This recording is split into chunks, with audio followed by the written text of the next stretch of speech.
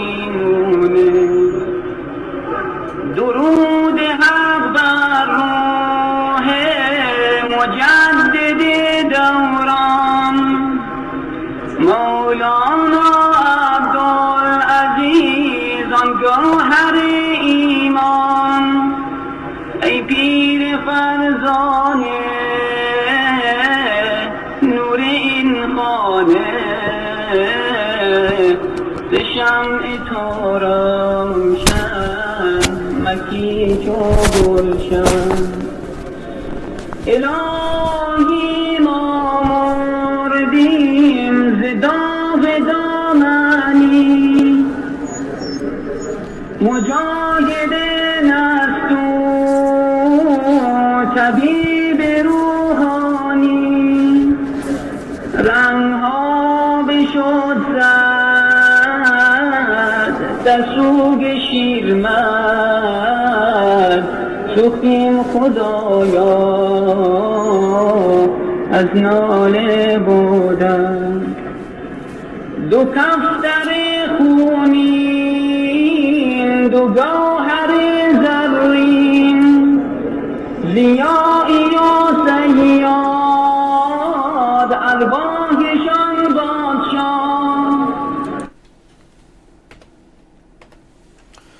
بسم الله الرحمن الرحيم.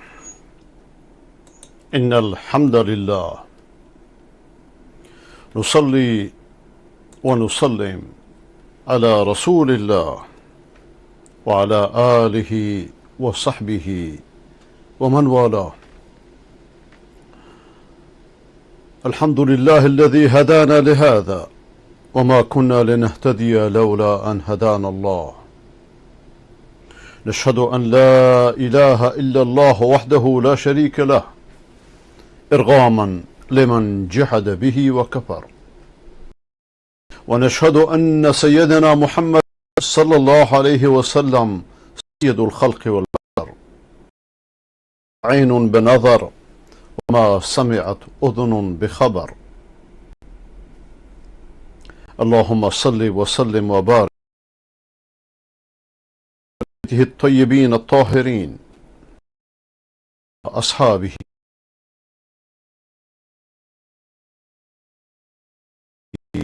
نجوم الهدى الغر الميامين دعوته وقادة ألويته وزراء دولته وأعداؤه في أمته رضي الله عنهم ورضوا عنه من اتبعه بإحسان إلى يوم الدين إرغاما إن رفض وابتدع.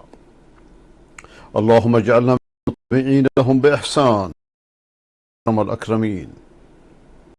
اللهم نور قلوبنا بالعلم وسهل أخلاقنا بالحلم واجعلنا ممن يستمعون القول يتبعون أحسنه. قرب إلينا من حبل الوريد يا فعال لما يريد يا من يحول بين المرء وقلبه حل بيننا وبين من يؤذينا بحولك وقوتك. يا كافي كل شيء ولا يكفي اكفنا ما يهمنا من هموم الدنيا والآخرة إنك على كل شيء قدير وبالإجابة جدير. اللهم أرنا الحق حقا وارزقنا اتباعه وأرنا الباطل باطلا وارزقنا اجتنابه وأدخلنا لي صدري ويسر لي أمري واحلل عقدة من لسانی یفقهوا قولی. با حمد و سپاس و ستایش بی حد بر خداوند متعال و با درود بی پایان رسول و سرور خلق. درود خداوند بر به تنهایی علم توحید را برافراشت، دنیایی را تغییر داد. و درود بیتش بر عطرت طاهرش، بر نسب پاکش، بر همسران پاک دامنش، مادران مؤمن نه مادران سبابان و شتامان و مشرکان قبر پرستان و رقاصان ابلیس در لباس ولایت و امامت. مادران مؤمنان و صدیقان و پاک دلان و مؤدبان و کسانی که سنت پیغمبر را روی چشم گذارند.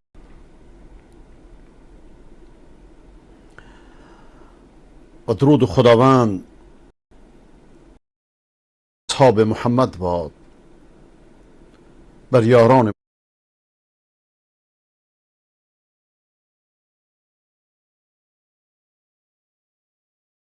محمد باد، بر مدرسه محمدی باد که به پیامش ایمان آوردند، به کتابش چنگ زدند، به احکامش عمل کردند و چنان در این راه جانفشانی کردند و مال و جان خود را فدا کردند که علاوه بر این که کتب پیشین ازشون هم از پیامبر اسلام و هم از شاگردانش حرف زده، بلکه در تاریخ بشر چنان نمونه ای شدند که نه قبل از اونها و نه بعد از اونها دنیا مثل اونها را لیکن چشم باز و گوش باز و این اما من در حیرتم از چشم بندی خدا.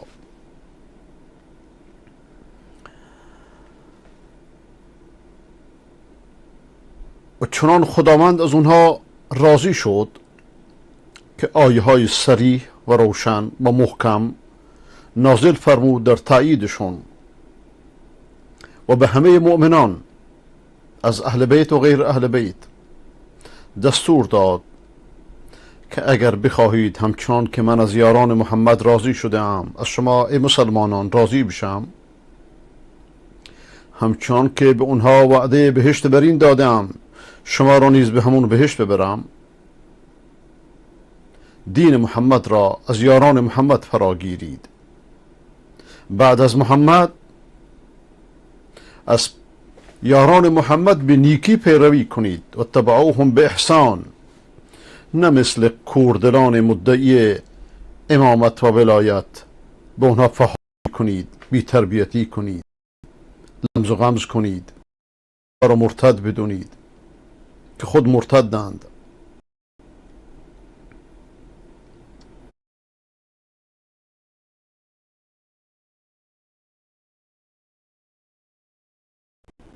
و با عرض سلام و ادب بینندگان ارجمند در سرگیتی مؤمنان و صالحان و حق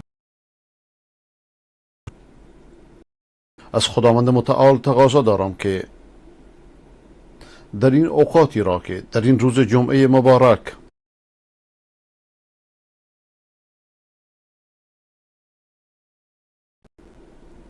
خداوند کسانی را که فرض جمعه رو فرض عین میدانند، نه عبادی سیاسی مثل چارلی چاپلین هایی که نمایش جمعه درست کرده اند، بلکه اون را همچون که از روز اول حکمش فرض عین شده برای مسلمان مرد فرض عین کنند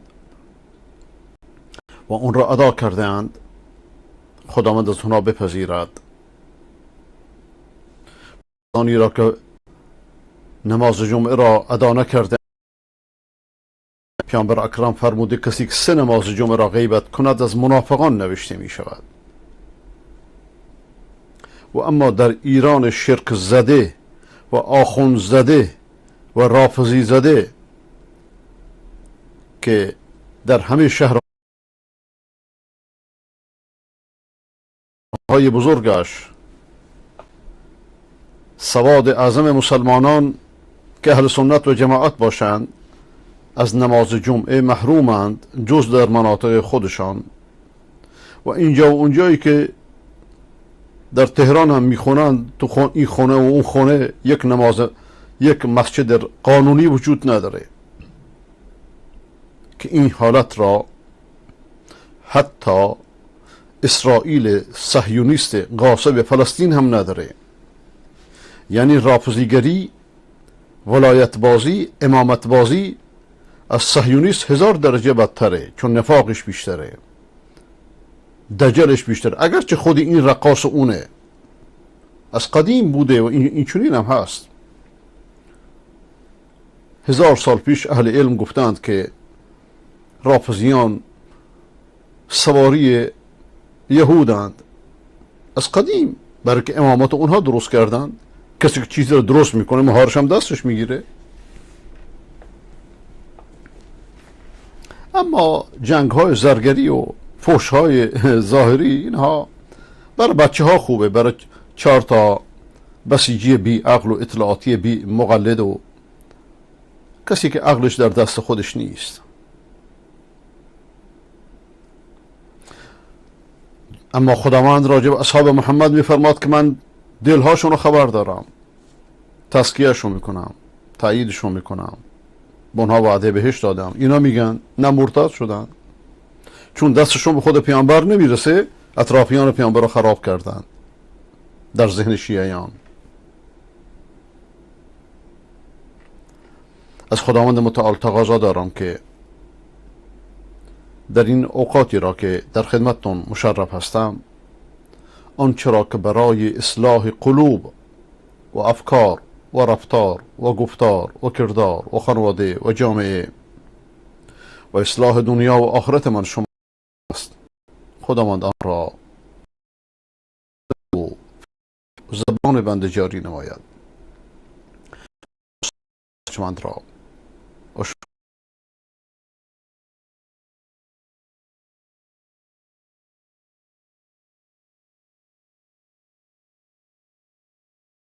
از نورش، از هدایتش، از راه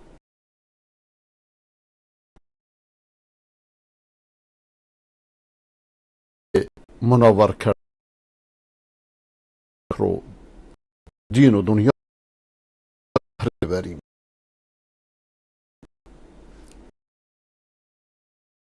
با تشکر از مهمان خودتون نمودید. از خداوند کار ما شما را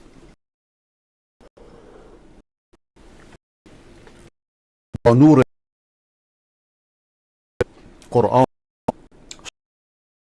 منور،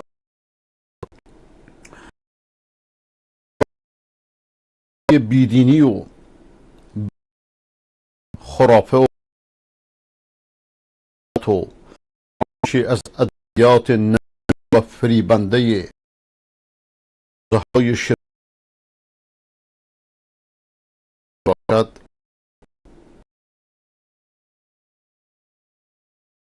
و چون اگر خداوند سخن به فضل و منت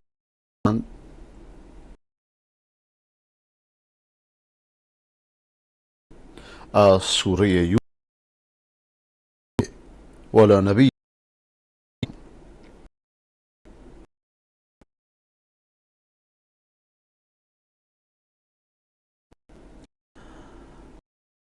بشنویم،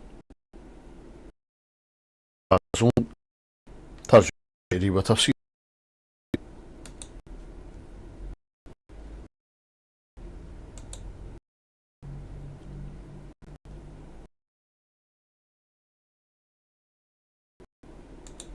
أرسل على غير يرتع ويلعب وإن له قال إني ما تذهبوا به وعنده الدار.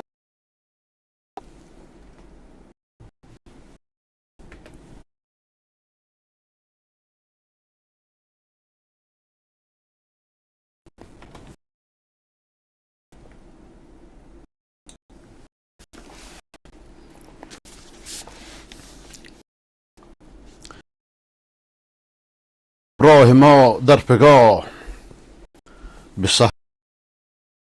صبحگاه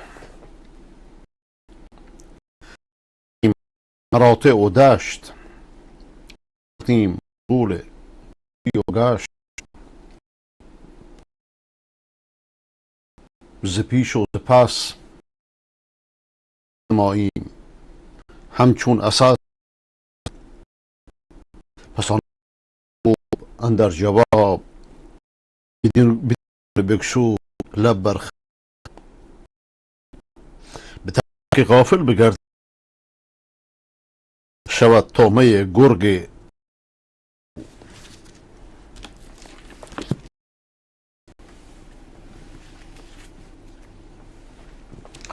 ارسله معنا غدا یرتع و یلعب. ای پدر یوسف با ما بفرستا که پیکنیک بریم، حافظشیم، نگهبانشیم، مراقبشیم.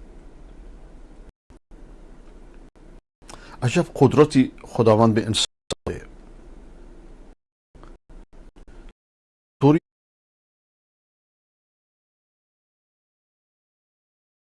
مکر و توطئه میشنه در لباس دوستی، آن هم فرزند نسبت به پدر و برادر. و چون اینها برای چون میرفتن کار میرفتن، برای گردش میرفتن، ولذا باید یه بهانه‌ای بیارن، یه علتی بیارن برای پدرشون، برای اینکه بتونن یوسف از زیر سایه پدر بیرون برن. یوسف در کودکیشه و بازی نسبت به کودک خیلی محبوبه و مجازه. هنوز یوسف به سن تکلیف نرسیده. اینجا لعب، بازی مقصود بازی مباهه، شر نفس پیدا کنه.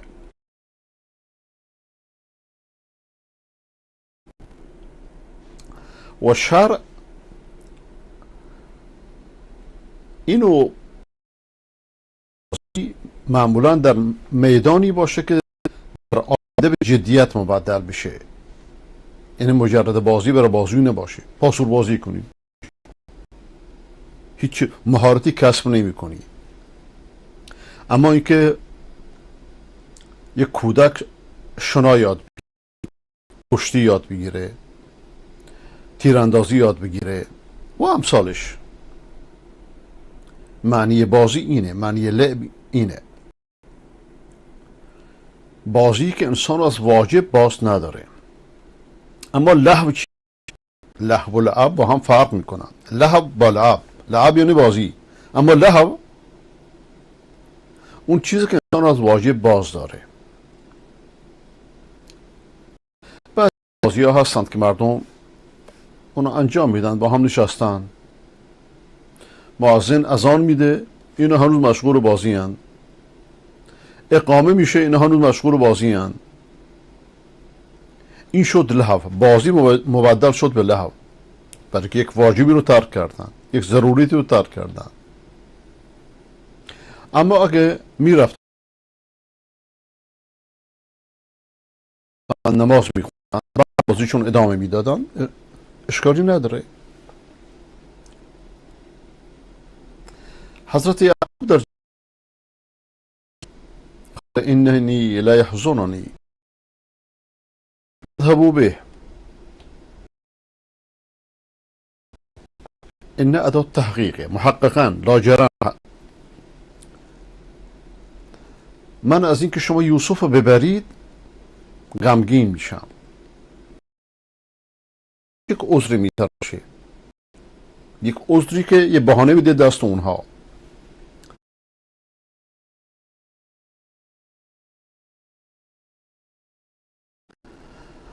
من میترسم گرگ اونو بخوره، شما ازش غافل باشید، گرگ اونو بخوره.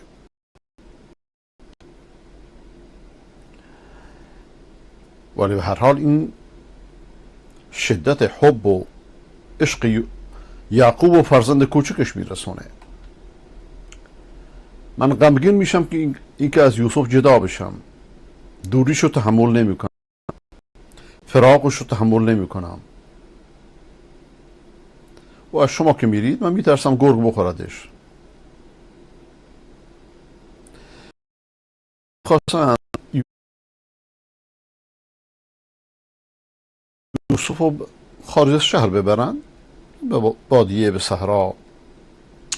و اون موقع خطرناک چیزی که وجود داشت در صحرا گرگ بود.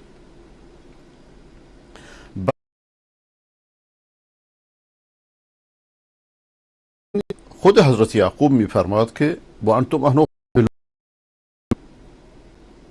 یعنی من شما رو متهم نمی کنم که شما کاری بکنید، لیکن من میترسم شما غفلت بکنید. خود این گویای سخنه.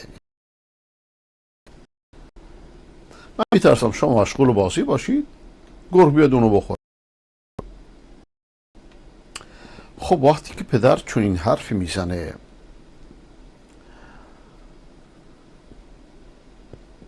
این فرزندانی که دو رنگن یه چهره دیگری به پدر نشون میدن.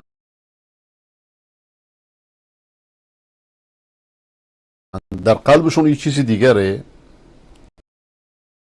اونا رو بیشتر عصبانی میکنه، برای که از سخنانش عشق پدر به یوسف میباره. روز هم میترسه و نمیتونه صبر کنه. و بعد هم یه موضوع دیگره، و اخاف ان یاکله الذئب و انتم غافلون. بعضی یعقوب ناخواسته دروغی رو بهشون یاد داد یا یه بهانه رو بهشون یاد داد. یه بهانه بگیم بهتره، اگرچه بعضی از مفسران اسم دروغ رو میارن، بلکه صحات پیامبران رو مبرا کنیم. اگر چون شاید نمیتونستن دروغ بگن، شاید، البته و الا شفته. لیکن با این حال اینجا میبینیم که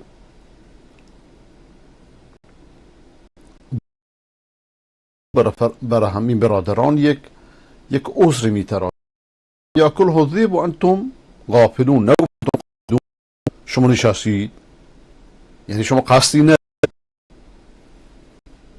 بلکه فرمود انتم غافلون، انتم عنه غافلون.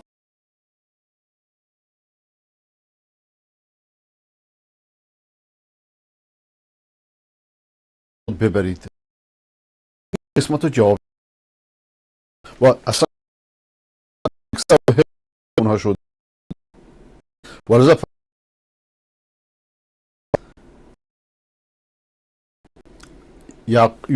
یعقوب میگه که من طاقت فراقشو ندارم. خب این موضوع اونا رو آتش زده، همه این توطئه بر همینه. ولذا اینجا کینه و حسدشون مضاعف میشه که اینقدر یوسف رو دوست داره که حتی برای یک روز نمیتونه ازش جدا بشه، جزی از روز. اونم تازه ما میبرمش بازی کنه، سرحال باشه. و اخاف ان یاکله الذئب و انتم عنه غافلون. اینجا همون عذری را که خودشون داشتن دنبالش بودن از سخن پدرشون یافتن، یا اینکه کینه چنان اونها رو کور کرده بود که قسمت اول سخن رو نخواستند رد بکنند. و به هر حال حضرت یعقوب علیه و نبینا السلام به این پیشنهادی که برادرانش، فرزندانش نسبت به بردن یوسف کردن خوبی نداشت. به فرزندانش اطمینان نکرد. اما چه کنه؟ چطوری روی بدبینی که نسبت به اونها داره یه سرپوش بذاره؟ طوری این فرزندان خودخواه و نیرومند که همه کار خانواده هم دستشونه، برخورد بد نکنند، بدتر لجبازی نکنند، اظهار عداوت نکنند، میاد دوتا عذر میاره. اول اینکه ای فرزندانم، شما میدونید من پیرم، زمینگیرم، یعنی محبتشون رو به جوش میاره. در این گوشه منزل من انیسی همدمی جز این کودک ندارم. این کودک سبب نشاط منه. اگه شما اونو ببرید من اینجا غمگین میشم، تنها میشم، اندوهگین میشم.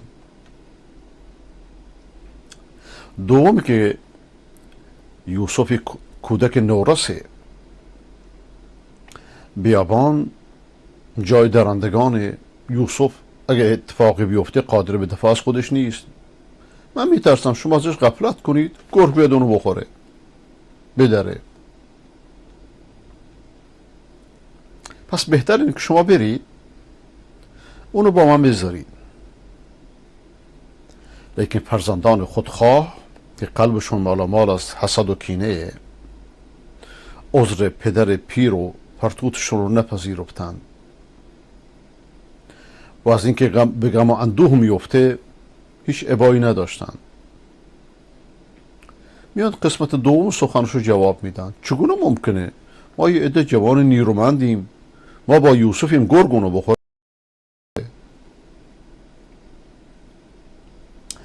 حضرت یعقوب علیه و نبینا الصلاة والسلام در خواب دیده بود، که یوسفش گرفتار چنگال گرگان بیابان شده، همچون که در تاریخ اومده. انه قال لهم اخاف ان یأکله الذئب انه كان رأى في منامه كان يوسف على رأس جبل وكان عشرة من الذئاب قد شدوا على طلوع وإذا ذئب منها يحمي عنه وكأن الأرض انشقت وذهب فيها فلم يخرج منها إلا بعد 3 أيام.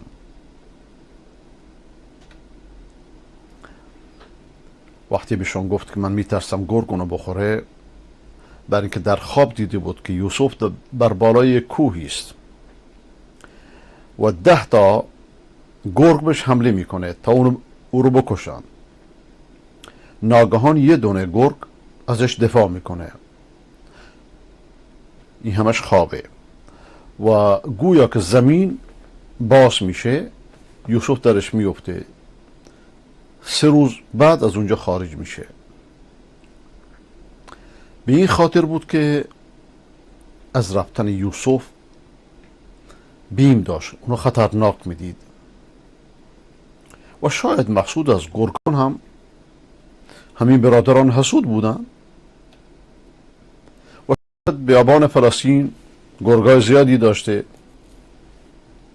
همچنان که امروز گرگان صهیونیست بر جانشون افتادن، همچنان که گربان شاگردشون صهیونیست بر جان ایران و منطقه افتادن. برای که بدترین گرگ، بدترین حیوان درنده مردم حسودند و اونهایی که حسادت را در قالب یک مذهب ویرانگر مقدس کنند. ولذا مردم حسود از هیچ جنایتی دریغ ندارند، از هیچ جنایتی روگردان نیستند و آنچه را که شما در عراق و در سوریه و در ایران و در یمن و اینجا و اونجا میبینید نتیجه همین حسدها و کینه های مذهبی است. و اون چرا که این بنده ناچیز از دوستان نواب خود، از معممان داخل و بعضی از فرصت طلبان و بیزنسمن ها و سفیه ها و بیخرد ها در خارج و داخل دیدیم، شاهد این سنت دیرینه بشری است. به هر حال برادران یوسف قبول نکردند، گفتن ای خاک بر سر ما، اگر با وجود ما گرگ یوسف بخوره چه زیانی بدتر از این، چه رسوایی بالاتر این. بالاخره پدر رو قانع کردن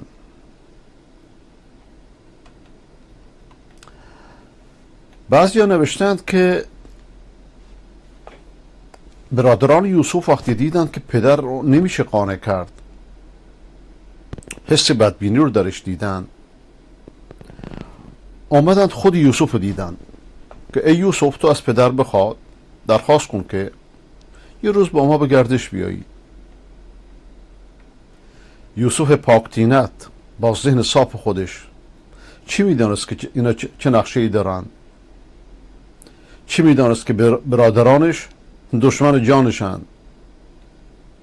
لذا از پدرش با همون براعت طفولتش میخواد که بهش اجازه بده که باشون بره صحرا رو ببینه، اونجا گردش کنه. به قول یکی از متفکران شهیر مصری، هابیلی ها همیشه به سرشت هابیلند و بر اساس آن عمل می کنند و قابیلی های حسود و توطئه چین و مکار و دنیا پرست به سرشت خودشون و الى الدیان یوم الدین نمشی و عند الله تجتمع الخصوم، یا به قول ایرانیان جوجه رو آخر پاییز میشمرن. به هر صورت قضا و قدر کار خودشو کرد و خواهی نخواهی اجازه بردن یوسف رو گرفتن، آماده فردا شدن. حضرت یعقوب با وجودی که دل شوره میزنه، جز صبر چاره‌ای نداشت، برای که اگر مانع رفتن یوسف میشد ممکن بود برادران قلدرش، برادران خودخواهش، عداوتشون و دشمنیشون رو علنی کنن. بعید نبود که در همون خانه زد و خورد کنن، برای جوانی همراه با غروره، چه بسا در همین خونه خونریزی کنند، رسوایی زیادتر بشه و آبروی چندین ساله خانواده نبوت را ببرند.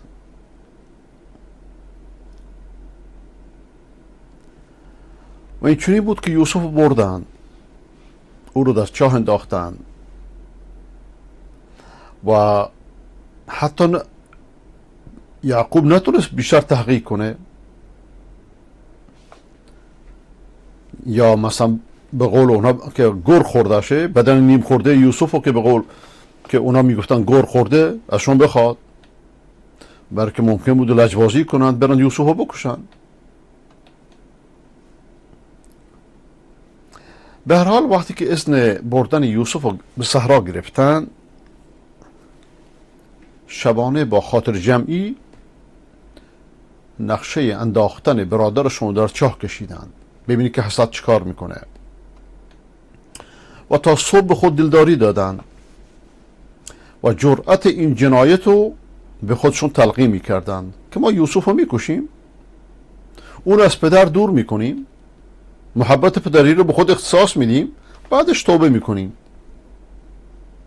ببین چه روزنه است، از چه روزنه شیطان داخل شده.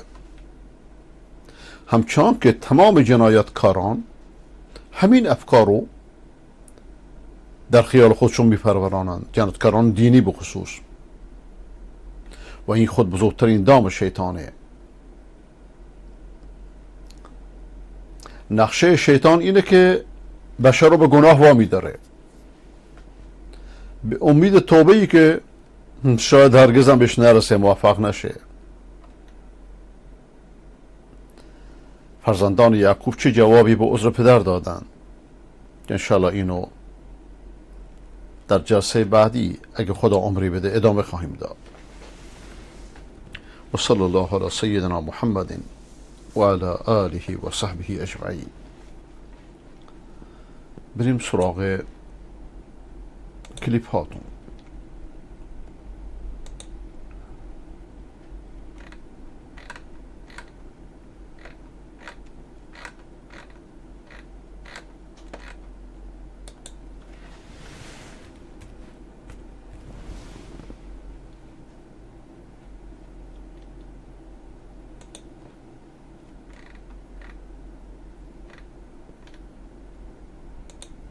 این شهرک ها در هذه المدن الواقعة تحت الأرض موجودة على طول سواحل الخليج الفارسي وبحر عمان وعلى عمق 70 كيلومترا ومسلحة بالكامل.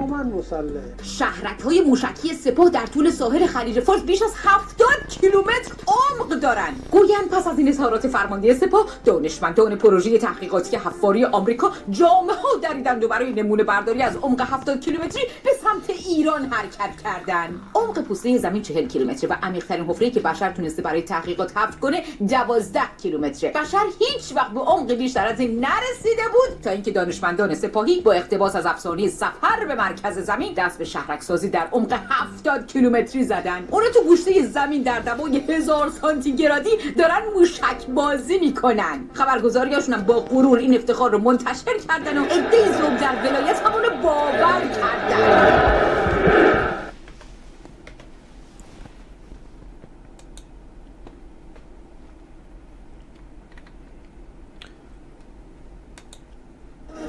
بسم الله الرحمن الرحیم. 40400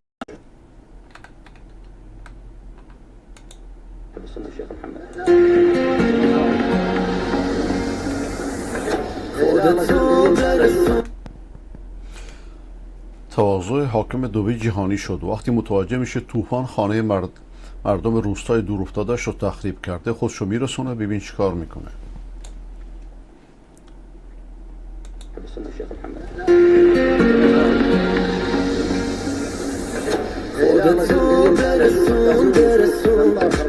بگیرم از کی من از تو نشون، من دلم بدجوریشونه میخواد، با توی سخت و یه خونه میخواد.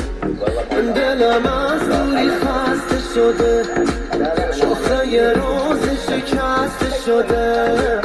روی من وقتی که روی تو نیست، برداری ها بوده بسته شده. خودتو برسون برسون برسون، این دفعه واسه همیشه بمون. بگو تو رو میشه واسه همیشه داشته باشم، میشه باز برم قربونتون. برگرد خودتو برسون برسون برسون، این دفعه واسه همیشه بمون.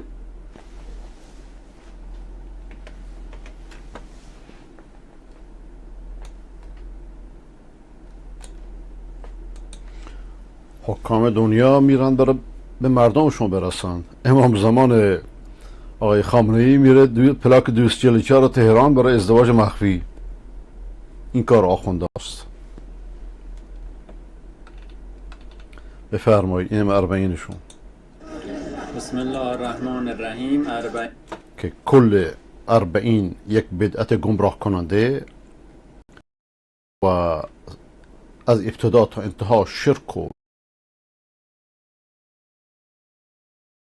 بدعت و ضلالت، اونها به نام نامی حضرت حسین. 40400 پروتکل های بهداشتی عراق خوشبختانه جواب داده و کرونا رو کاملا، کرونایی که نیست البته، شکست دادن. شکست داد. هرچه پروتکل های سازمان بهداشت جهانی رو رعایت کنیم به مرگ نزدیک فاز 5 میگذرن، میگه شکستش دادن. تر میشیم، عمر کمتر، گرفتاری و مشکلات هم بیشتر. پروتکل های اسلامی اینه، یکی ازشون اینه که با دست غذا بخورن. حتی بلد نیستن چطوری غذا بخورن. سنت اینه که هر کسی اگه دست جمعی غذا خورد، جلوی خودش غذا بخوره، نه اینکه دستشو به جای دیگران ببره. لیوان مشترک باشه. اینجا رعایت میکنن، مشکلی نداره.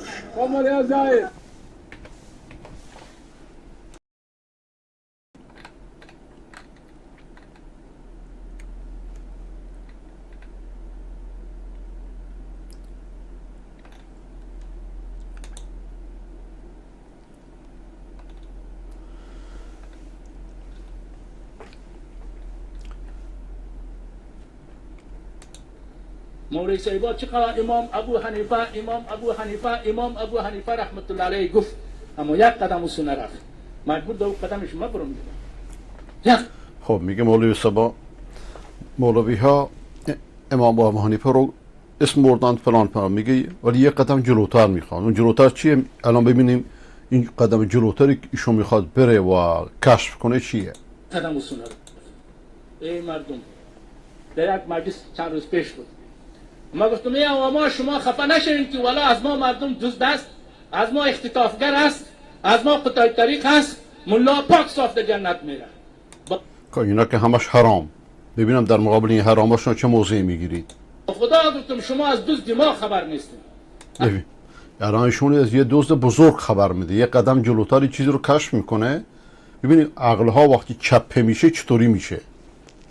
عقل دین به دانا گرامی شد و به نادان خوار گشت.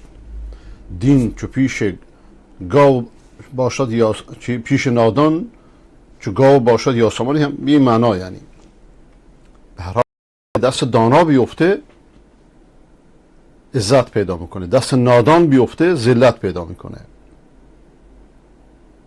و امروز اکثر مسلمانان متاسفانه بلای جان دینند، با عملشون صدن سبیل الله میکنن. الان ببینیم این آقا چکار میکنه. قدم بزرگی کشف کرده.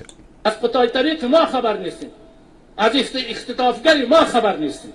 دزد ما، قطاع طریق ما، اختطافگر ما کسایی است که از مذهب امام ابو حنیفه رحمت الله علیه استفاده کرده در جامعه وهابیت و سلفیت خدمت میکنه. بفرمایید. یعنی نادانتر از این سخن، بی علمتر از این سخن، متعصبتر از این حرف آدم چی بگه؟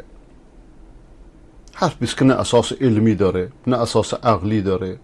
و امام ابو حنیفه اگه میشنید که مدافعانش چنین افرادی هستن، نمیگم خودکشی میکرد ولی از غصه میمرد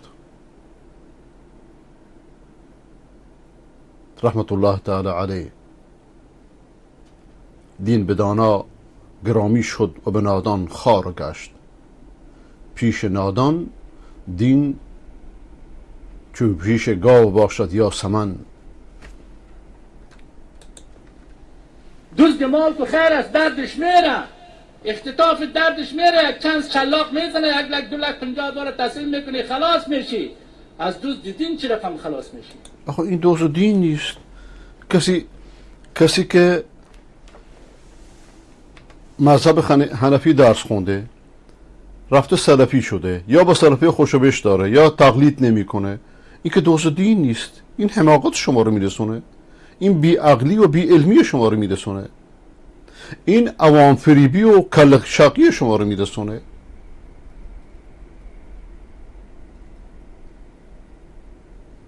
ائمه اربعه رضوان الله تعالی علیهم همشون به طور اتفاق، بلکه ائمه سبعه میفرمودند که از اون جایی بگیرید که ما گرفتیم، یعنی کتاب و سنت، که اقوال ما را با کتاب و سنت مقایسه کنید. اگر موافق بود بگیرید، مخالف بود بندازید رو دیوار. نگفتن مقلد ما باشید. پیران نمیپرند، مریدان میپرانند، مریدان نادان.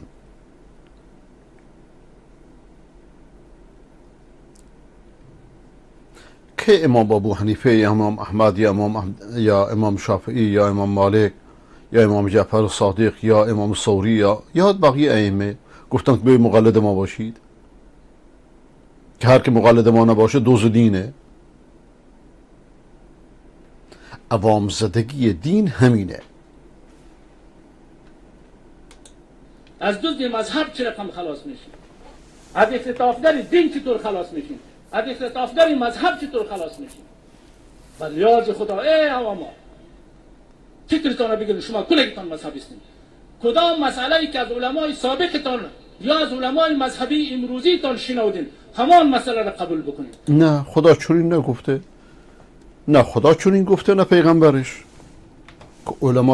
از علمای مذهبی سوال کنید یا از علمای غیر مذهبی سوال کنید. فرموده فاسألوا اهل ذکر ان کنتم لا تعلمون. ببین این همه حرف میزنه یک دلیل نمیاره، فقط عاطفه. از روزخوانی آخونده یک درجه بالاتره فقط، ولی همش عاطفه. یعنی اگر قرآن خیلی صریح و روشن میفرماید اگر چیزی رو نمیدونستید از علما سوال کنید، نگفته از علمای مقلد سوال کنید یا از علمای غیر مقلد سوال کنید. کارو برای عوام خیلی راحت کرده. اگر یک عامی بیم مذهبی، تقلید مذهب شدت عمل میاره، تنگی میاره، حرج میاره. شما وقتی از یک مذهب تقلید میکنید در واقع دریا رو رها کردید و به یک جوی خود محدود کردید. این یک. دومی که آمیر خدا به این مکلف نکرده. آمیر به این فرموده که اگر چیزی رو نمیدونید سوال کنید از علما. یعنی چی؟ یعنی یک عامی اگر پرسید، از یه شافعی پرسید فتوا بهش داد، عمل کرد، تمام شد رفت. از حنفی پرسید فتوا بهش داد، عمل کرد، رفت، تمام شد. از مالکی، از حنبلی و هکذا، از مذاهبی که تابع کتاب و سنته. اما مذاهب اهل بدعت و ضلالت، مذاهب سیاسی، مذاهب توطئه چینه که ارزش این که در اجماع مسلمانان داخل بشه نداره، لیکن با این حال آراء فقهیشون انسان بررسی کنه و اگر دلیلی یافت اشکالی نداره. لیکن چون هنوز که هنوزه بعد از 1000 سال هیچ کدام از مذاهب اهل بدعت تصفیه نشده، کتاب مفتابهی نداره، نه مذهب ضاله امامی اثناعشریه، نه مذهب ضاله اسماعیلیه، نه مذهب ضاله نصیریه، نه مذهب ضاله درزیه و هکذا. هنوز یک کتاب مفتابهی ندارن. لیکن چرا برای عوام اینقدر اینا سخت میگیرن؟ برای که خودش دکانی شده، نه؟ خود مذهب شده یه دکان. سختگیری و تعصب خامی است، تا جنینی کار خون آشامی است. اما امروز افغانستان بعد از انقلاب یک دیگی بی سرپوش شده. من اون چرا که برای افغانستان میترسم، چه الان چه 20 سال قبل همین طرز تفکره. بارها اشاره کردن که توطئه‌هایی که بر علیه افغانستان چیده شد و الان هم چیده خواهد شد بالاتر از افغانستان. به این خاطر مقصودم همینه.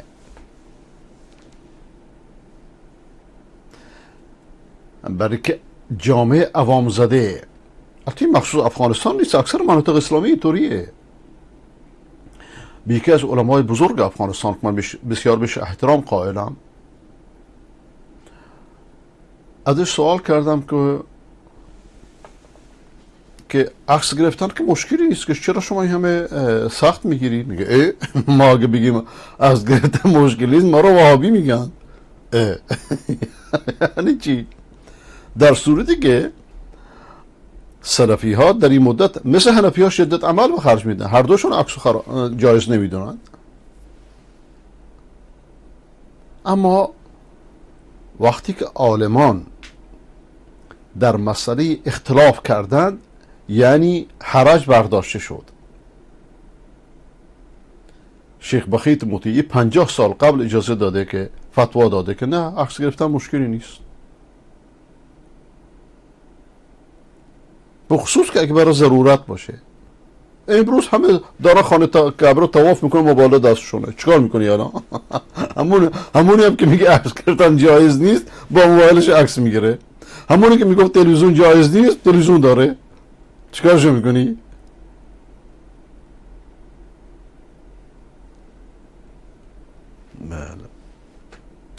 بله. دیگه بی سرپوش کچالو پخته میکنه، شلغم زردک گوشت مرغ.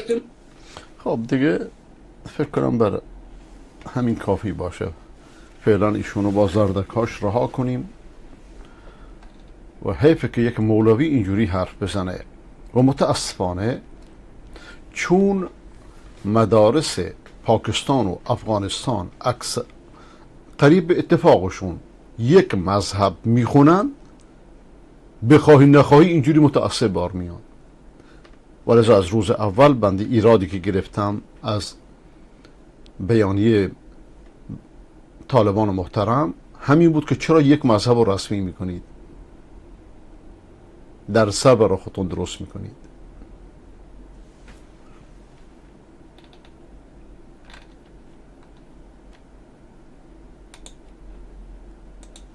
نشون میده هیئت نم چه اقتصادی 20 مدل میوه و فلان و اینا جلوشونه. بعد اونایی که ما رو تحریم کردن نشون میده یکی لیوان آب جلوشونه. اونی که ما رو تحریم کرده جلساتشون یه لیوان آب توشه، مایی که تحریم شدیم جلساتمون یکی لیست میوه جلومونه. انگار ما اونا رو تحریم کردیم.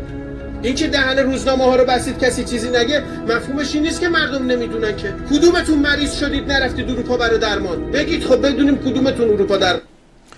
اینو قبلا هم گذاشتم، حرفای حقی میزنه. این آخوند خلع لباس شده، خداوند بهش اکرام کرده که لباس تزویر و دروغ آخوندار از تنش برداشتن.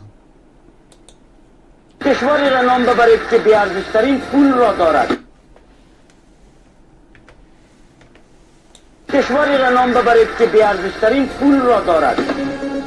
ایران. اگه فکر میکنید پاسخ این مسابقه اشتباهه، سخت در اشتباهید.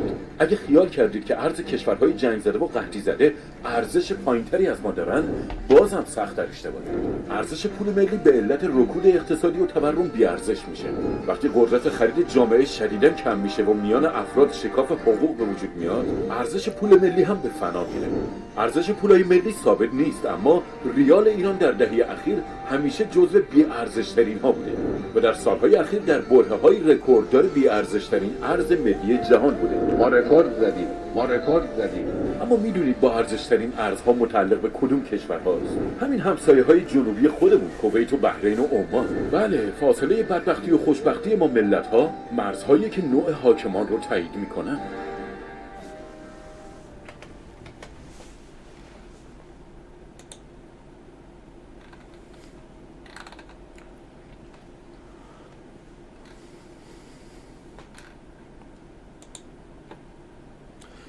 آقای هدایت شده هیئتی، یکی دو روز شما رو نداشتیم و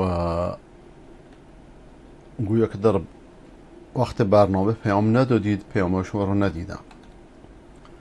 برای 5 تن همه چی خلق شده. بفرمایید. بفرمایید. زمینی که روش نشستید برای 5 تن خلق شده. به چه دلیل؟ به چه دلیل؟ کدوم آیه گفته؟ کدوم حدیث صحیح پیامبر فرموده؟ زمین برای 5 تن خلق شده؟ خب آخوندهای جنایتکار مدعی تشیع که این همه جنایت در ایران و در عراق و در سوریه و در جهان انجام میدن، علتش نتیجه همین تفکر شوم باطنیه که زمین و زمان برای 5 تنه، این هم نماینده شون تا اون شده رفت.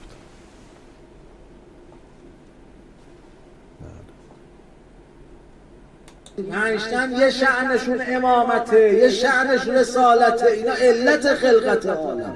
دروغ محض، ادعای محض، غلو محض، فریبکاری محض. در ما آدم ابوالبشر رو نجات داد، ما هم همون نجات. آدم ابوالبشر رو خدا نجات داد، بی سواد جاهل و نفهم. اون موقع 5 تنی اصلا به دنیا نیامده بودن. 300 سال گریه کرد آدم، چه نجاتش داد؟ یا حمید و حق محمد. یا اینم دروغه، اینم دروغه. این روایتی هم که درست کردین دروغه. لجنزار دروغ در حوزه های رافضی است. علی و به حق علی، یا فاطر و به حق فاطر، یا موسی. یعنی همین که شما به عربی گفتید، همین که به عربی گفتید یعنی راست شد. یا قدیم الاحسان به حق الحسین، گریه که قدیم الاحسان خداونده، به حق الحسین از کجا میارید؟ هر جای سمی داخل میکنید به نام حضرت حسین و به نام غیر حضرت حسین. شرک از سم هم بدتره. بر حسین بله.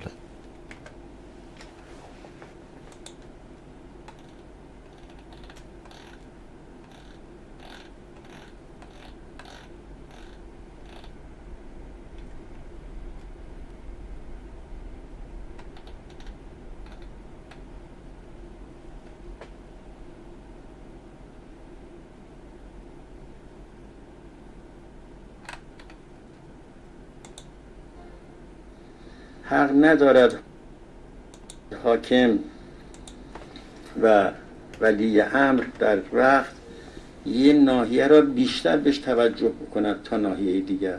خب این اولین دروغ. حرفش راسته، قصدش دروغه. کلمت حق یراد به الباطل.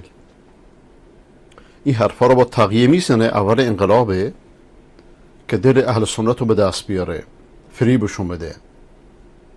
خب اگه حق نداره از یه ناحیه بیشتر توجه کنه ناحیه دیگه. چرا بلوچستان توجه نکردید؟ چرا با کردستان توجه نکردید؟ چرا با خوزستان توجه نکردید؟ چرا به توالش توجه نکردید؟ چرا هر جایی که اهل سنت هستن توجه نکردید؟ در صورتی که اقتصاد از سرزمین برادران عرب خوزستان تغذیه میشه و به دست میاد. اصلا اگر نفت خوزستان نباشه ایران خدا رحم کنه بهش. حق ندارد یه طرف از کشور را زیادتر از که طرف دیگر کشور آباد کنند. حق ندارد حتی یک جایی را کم. خب اینو الان ملت این حرفا رو میشنوند میخندند، به ریش این آقا میخندند، میدونه که داره دروغ میگه. غیر از مقلدانش تر از جای دیگر فرض کنید که خیابان کشی کنند یا اسفالت کنند. اگر یه همچه حکومتی که آرزوی ماست پیدا بشه. خب این آرزوی شما چرا در این 42 سال پیادهش نکردید؟ در این 42 سال جز دزدی، جز فریب، جز نیرنگ، جز مالخوری، جز فتنه، جز فساد چه بار آوردید؟ ملت ایران به خاک فقر و ذلت نشوندید. جز جنگ در منطقه چیکار کردید؟ گمان نکنم که نه کرد و نه ترک و نه فارس و نه عرب و نه سایرین این مسائل را پیش بیارن. بله الان شطور در خواب بیند پند بدانه، گهی لف لف خورد گه دانه دانه، یا لف لف خورد گه دانه دانه. یعنی اول انقلاب میخواد این شورشا بخوابه، اینجوری حرف میزنه. بعد که خود کردها رو تکفیر کرد و باشون جنگید. این مسائل از اینجا پیش آمده است که دولت ها اسلامی نبودند، اجحاف میکردند. دولت اسلامی شما 100 درجه اجحافش بالاتر بود. مردم حتی شیعیان شاه رو ترحم میکنن تا چه رسه به دیگران. وقتی بین تهران و فرق نباشه، اصفهان با ترکمن، محل ترکمن ها نمیتونه بگه ترکمن صحرا.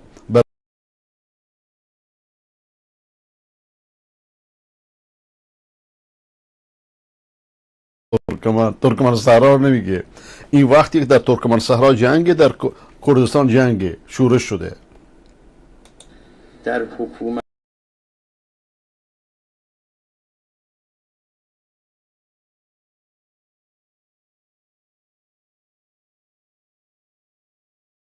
در قضاوت کردن، در اجراء قوانین، در اجراء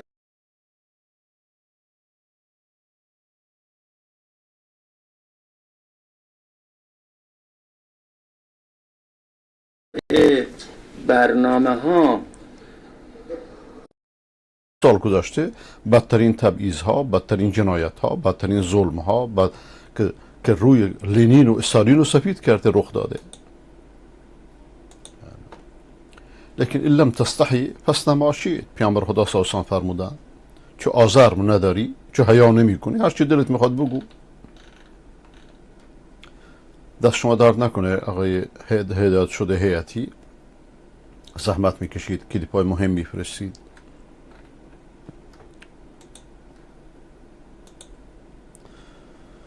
آقای ابو محمد شیخانی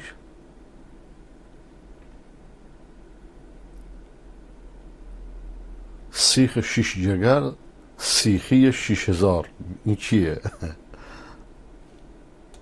36 شهرستان استان فارس. استان ببینیم 6 کلاسه چیکار میکنه. 36 شهرستان استان فارس. استان فارس 36 شهرستان فارس. 36 شهرستان استان فارس. عجب. استان فارس 36 شهرستان. آره با بفرمایید. ولی امرش حدیثی که مذهب شیعه اشتباه میخونه. رئیس جمهورش اسم شهرهای ایران هم همچنان که دیدید نمیتونه ببره. اذا اسند الامر اهله فانتظر الساعه.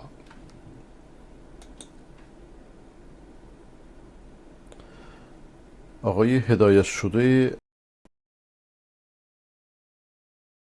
خزری، تمام خرابی ها دست حجابی است یعنی چی؟ ازم پارسی تو بهتر کن. خب یک کلیپ شما فرستادید،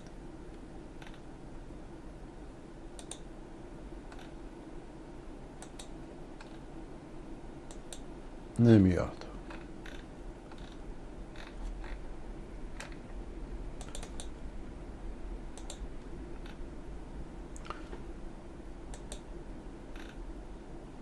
نمیدونم موضوع چیه، صدا نداره. میگه اومد ولی صدا نداره.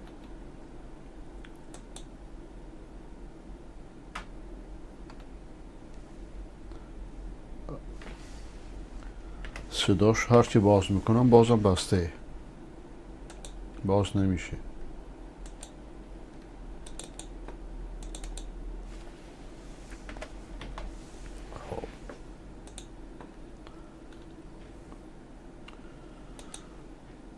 آقای موحد سلفی، خواهر مجاهد ما توسط دشمنان توحید به شهادت رسید. در عصر ما هم خواهران قهرمان وجود داره. الله شهادت شد در گاه خودش قبول کنه. و متاسفانه امروز انفجاری را که در مسجد شیعیان در افغانستان رخ داد، این همه کشته، این همه زخمی، من نمیدونم این واقعا کار داعشه یا طرحهایی هست که دوباره روسیه برگرده.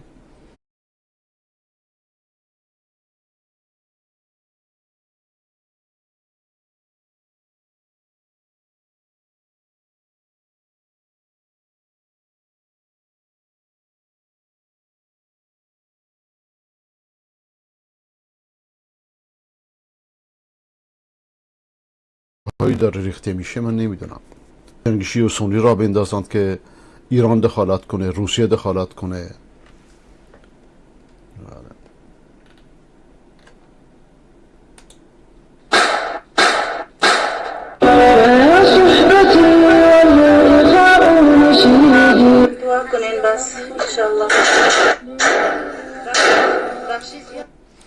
کلیپ هایی که درش اسلحه باشه شید ممنوع پخش کردنش. آقای فرنام، پهلوان فرنام از مازندران،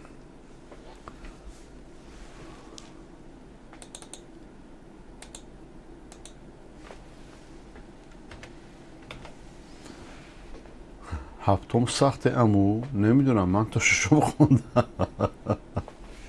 بله.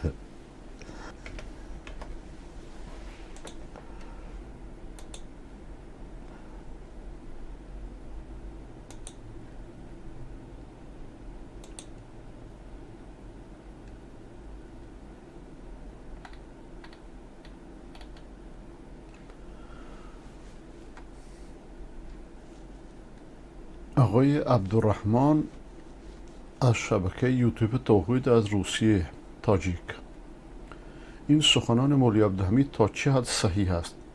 آیا ایشان دعوتگر به سوی جهنم هستند؟ 4 دقیقه و 29 ثانیه. شما جوری فرستادید که کلیپ اگر من باید لینک جداگانه میفرستادید تا من تا روش کلیک کنم بیاد. حالا خب الان کپی پیست میکنم ببینم چیه.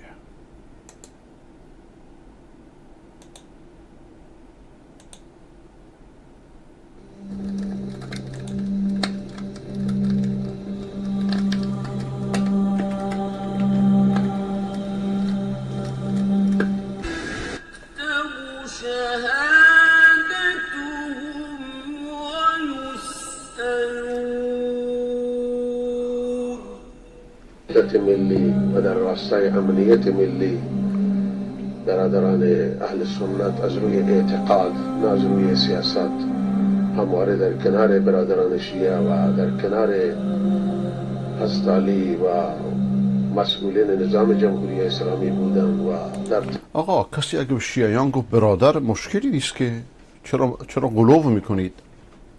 این پایین نوشته اتفاق اهل علم هر که روافض برادر بگوید کافر است. نخیر، همچین اتفاقی وجود نداره.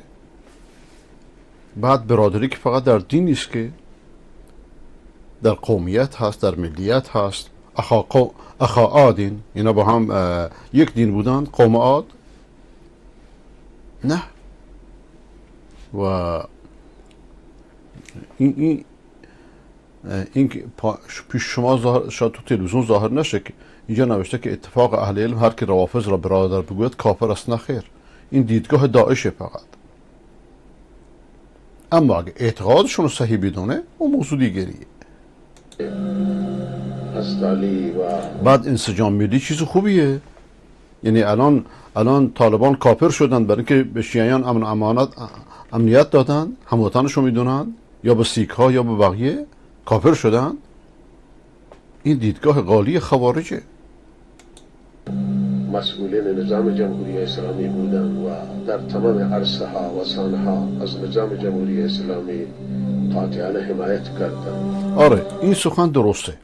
حمایت از یک نظام شرکی و کفری این کار نادرستیه، لیکن باز هم تکفیر کردنش کار آسونی نیست.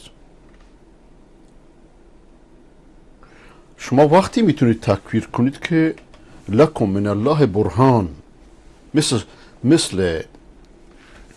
مثل خورشید صبحگاهی روشن باشه. و در بسیاری از این سالها دشمنان را مایوس کردند که من جمله از این سالها مشارکت در انتخابات بوده که بسیار خب این کار خوبی نبوده. مشارکت در انتخابات نه، اینجا که نوشته مشارکت در انتخابات دموکراسی کفری، مشارکت در هر انتخاباتی کفر نیست. در کشورهای خلیج انتخابات میشه، در کویت مثلا انتخابات میشه، شیخ بن باز اجازه داده. این کفره؟ و نخیر، این چنین نیست. لیکن در ایران مشارکت در انتخابات نادرست، خیانت به اهل سنت، لیکن بازم کفر نیست.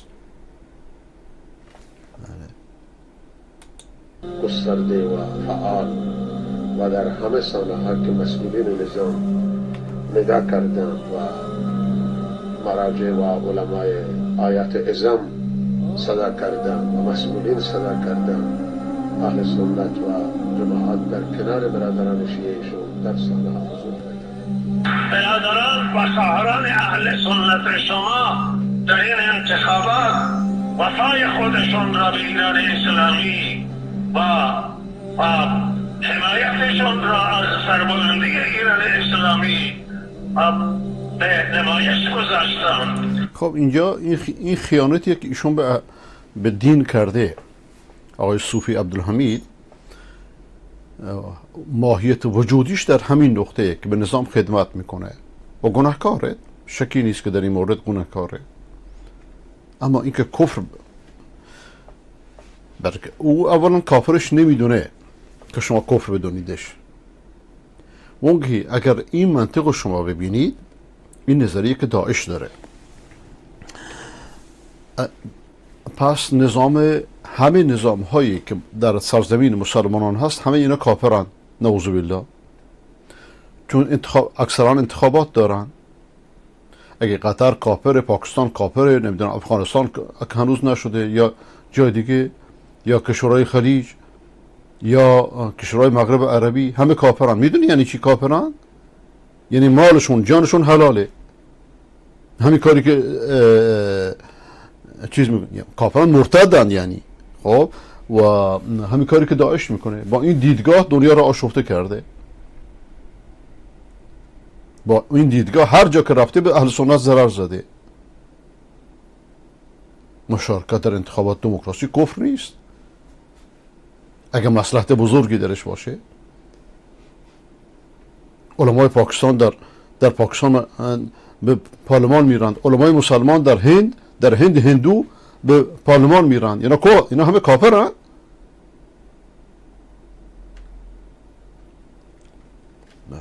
در این مورد شیخ عبدالرحمن عبدالخالق کتابی داره، مشارکت در پارلمان ها، کتاب خوبیه، اینو بخونید. امروز من در نماز جمعه اعلام میکنم که در میان اهل سنت هیچ انگیزه نیست که اهل سنت رهبری داشته باشند. رهبر شیعه و سنی و همه ملت ایران حضرت آیت الله خامنه ای مقام معظم رهبری هست. خب این حرف درست نیست. اگه اینطوری شما اولا چرا خودتون رو شیخ الاسلام مینامید؟ چرا خودتون رهبر اهل سنت مینامید؟ این یک. ثانیاً رهبر یعنی چی؟ یعنی ولی امر. اگر ولی امر اهل سنت آقای خامنه ایه، پس واجبه که ازش اطاعت کنن.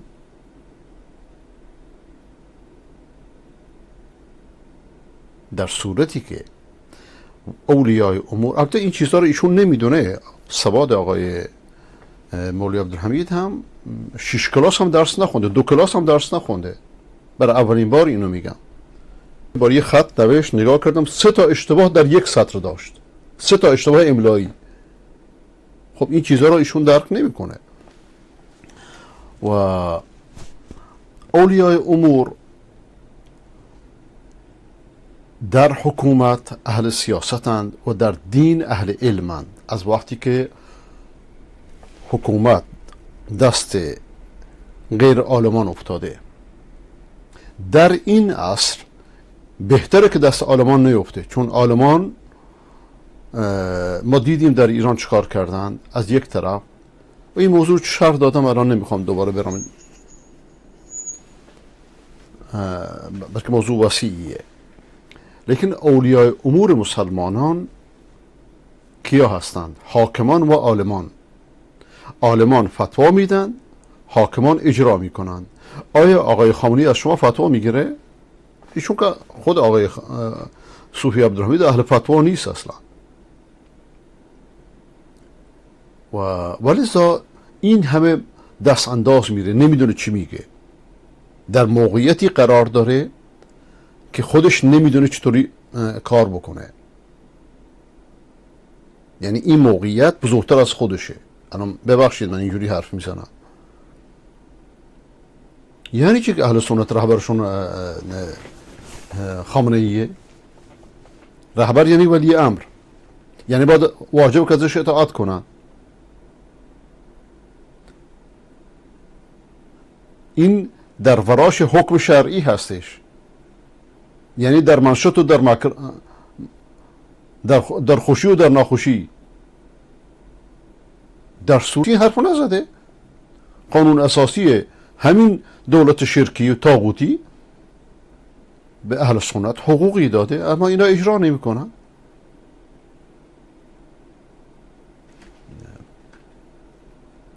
قانون اساسی یک میثاق ملی بین همه ایرانیانه، بین شیعه و سنیه، بین یهود و حتی مسیح و هر کس هست. همه ما قانون اساسی قبول داریم و اعتقاد به قانون داریم بر اساس همین قانون محاکمه بشه و قتل بر ثابت شد، هیچ کسی حرف نداره. اسلامی ایران که هم نظامش افتخار ماست. نه نظامش این دروغه.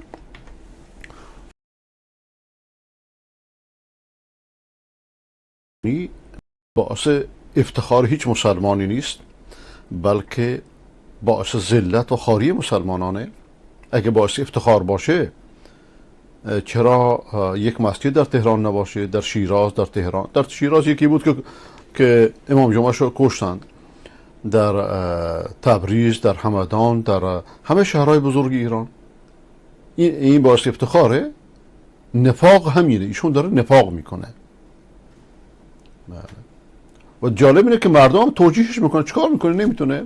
یعنی مردم همچی افرادی رو میخوان کارچاخون باشه براشون. آب و خاک و وطنش افتخار ماست. افتخار شماست که نمیتونید از هر شهری بخواید برید نمیتونید حرکت کنید. این باعث افتخاره. پس ذلت چیه؟ پس خواری چیه؟ پس زبونی چیه؟ خیلی تلخ و ناگواری رخ داد. سردار قاسم سلیمانی که هم در ایران و در شاید همه دنیا کسی نباشه که با نام سردار قاسم سلیمانی آشنایی داشته نباشد و بعضی از مقامات حزب الله لبنان و بعضی از مقامات بالشبه نظامیان عراق همراه بودن در این سفر.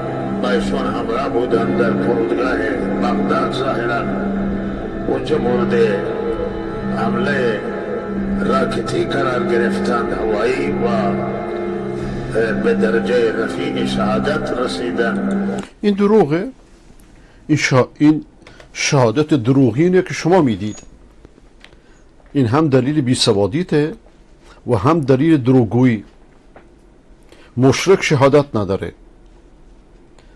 قاتل و مجرمی که هزاران اطفال سوریه رو شهید کرده، هزاران خانواده رو یتیم کرده، چون این مجرمی شهیده، خداوند ظالم بدتر از خودش رو برش مسلط کرده، به درک واصل شده. ستکتب شهادتهم هم یسألون. مولایان دنیا دوست و دین نداری را که شهادت دروغین میدن، این آیه شاملشون میشه. شهادتشون نوشته میشه و ازشون سوال میشه. یه چون این مجرمی شهیده، این شهادت دروغین آقای صوفی عبدالحمید که من در همون روز اول انتقادش کردم. با این جنایت با شدت محکوم میکن. پنجشنبه آخر هفته سال روز رحلت عرض کنم که امام خمینی است، سال روز وفات رهبر به جهنم که خمینی وفات کرده و رهبر هم وفات میکنه و خودش ایشون هم میدونه که اگه تنها بشینی باش صحبت کنید که نترسه، میدونه که همه حرفاش هم دروغه. لیکن با این حال ما اینا، یعنی این دروغ ها رو کفر حساب کردن غلوه. انقلاب اسلامی و بنیانگذار جمهوری اسلامی هست. لا يتخذ المؤمنون الكافرين اولیاء. مؤمنان کافران را دوست خود نگیرن من دون المؤمنین. و من یفعل ذلك، اگر کسی کافر دوست خود گرفت حکمش چی است؟ قرآن میگه. کل ما به قرآن ایمان داریم. نه، در تکفیر شیعه اولا متفق علیه نیست. این خب ایشون که مقصودش چیز دیگریه.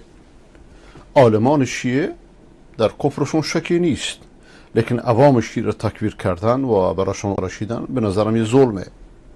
به جای تکفیرشون دستشون رو باید گرفت، دعوتشون باید کرد.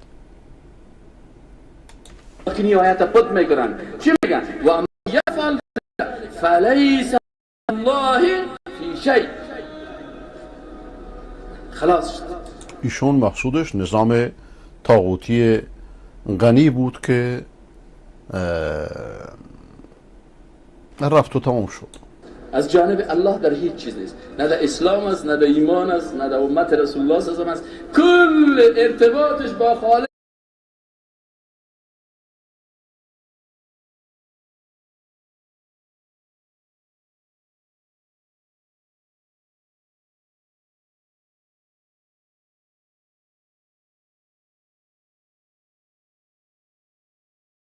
متعال شفت دلیت.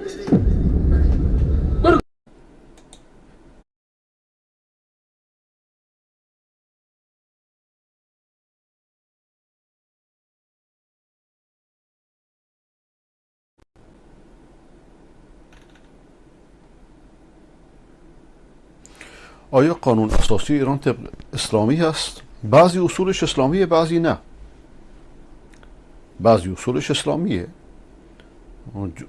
غیر از ولایت فقیه، ولی از قانون اساسی چه اجرا میشه؟ مهم قانون اساسی نیست، مهم که چه اجرا میشه. اکثر قوانین اساسی کشورهای اسلامی تا حد زیادی اسلامیه، لیکن چه اجرا میشه؟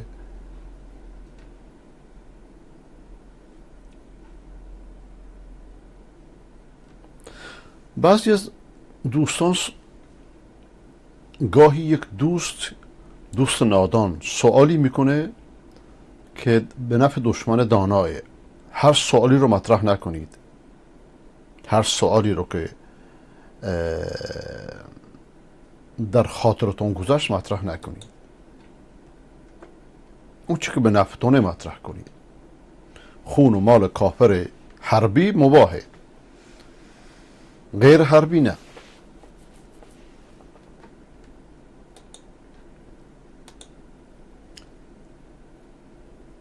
آقای موحد سرحد، طالبان از برگزاری اجتماع جماعت تبلیغ هممسلکان خود جلوگیری کردن. معقوله؟ شاید به خاطر امنیت باشه، شاید به خاطر این باشه که انفجاری صورت نده. الان دوستان به نظر من الان وقتیه که من شما 1000 عذر باید طالبان بتراشیم، نه یک عذر. من شرایط اول انقلاب ایران رو درک کردم. در اون موقع جوان حدود 20-21 ساله بودم و این آشفته بازاری رو که در اول تغییر رژیم میاد باید درک کنیم. شاید الان اینا رو منع کردن، مثلا که مثل انفجاری که امروز رخ داد، اونجا انفجار رخ نده، صدها نفر کشته نشه. اگرچه بنده با همه این انفجارها مخالف بودم، از روزی که در واشنگتن رخ داده تا امروز که در مسجد شیعیان رخ داده. این انفجارها اصلا کار خوبی نیست از هر کسی که میخواد باشه. این که بنده با تشیع مخالفم معنیش نیست که راضی به کشتنشون هستم. بعد عوام شیعه حکمشون حکم علماشون نیست. آیا پیامبر خدا صلی الله علیه و آله وقتی که دعوت میکرد همراه با دعوت یه دشنه میفرستاد، یه بم میفرستاد، TNT میفرستاد؟ اینا جنگای سیاسیه.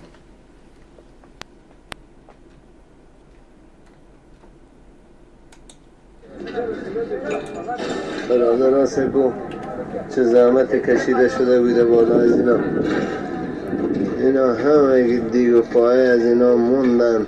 این مرکز اجتماع تبلیغی ها بود، قرار بود اینجا اجتماع برگزار بشه. 10-15 روز اینجا زحمت کشیده شد. آقا قبل از اجتماع باید اجازه بگیرن،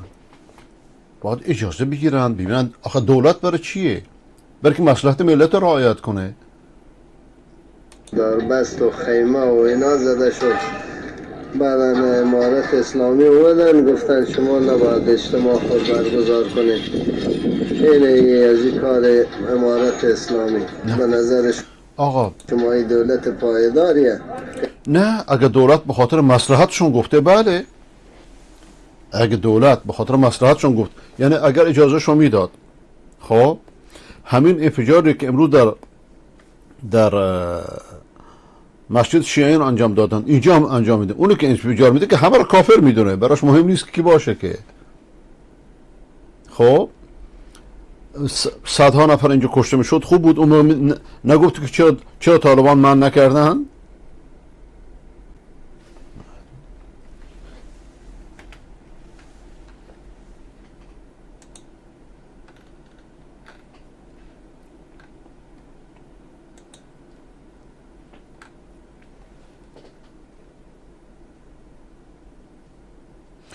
استاد آیا ما حق داریم که در وقت فقر مالی از رئیس جمهور کمک مالی بخواهیم؟ چرا حق ندارید؟ رئیس جمهور واجبشه که ملت کمک کنه، مکلفه. حق نداری که حقتون رو بگیری؟ حقتو از دهن شیر هم بگیر، نه فقط از رئیس جمهور که بخواهید. در اینجا مردم رئیس جمهور جناب عالی میگویند. آیا این سخن جایز؟ اشکالی نداره.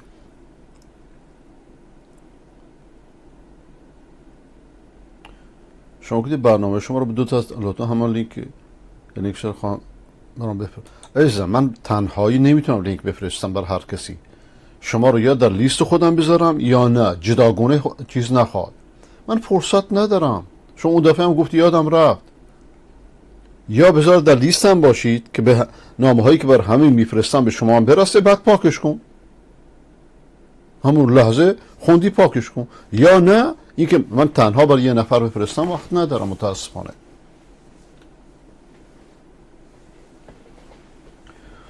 بنده از شما گلایه دارم چرا در چند روز سوال بنده به شما میرسد همونطور که تا آخر بخون. نه، برای که شما سوال زیاد میکنید. یک بعضی سوالا رو چند بار شما میکنید با وجود که من جواب دادم.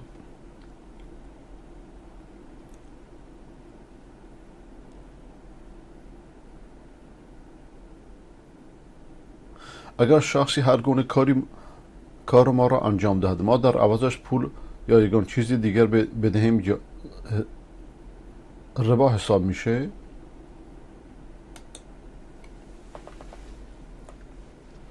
اگر شما جایزه بهش بدید نه، اما اگر این یه عادت شده باشه بله.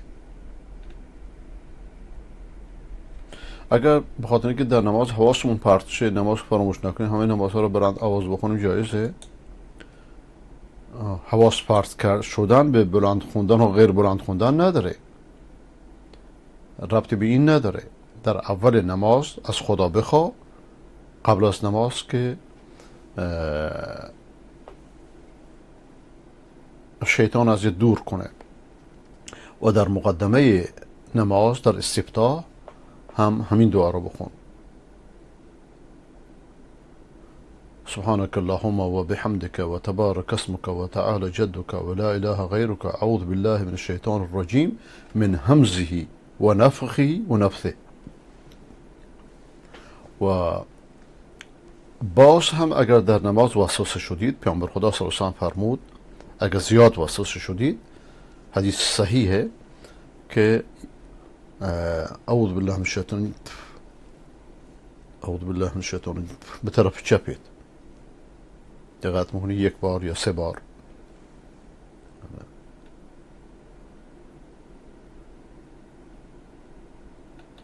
اگر در موبایل قرآن کریم باشه، اون موبایل وارد دستشویی یا حاجت جایزه؟ بله.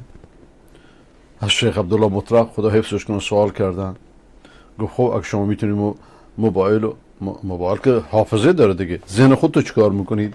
خودت قرآن حفظید میری دستشویی یا نه؟ موبایل هم همچنینه.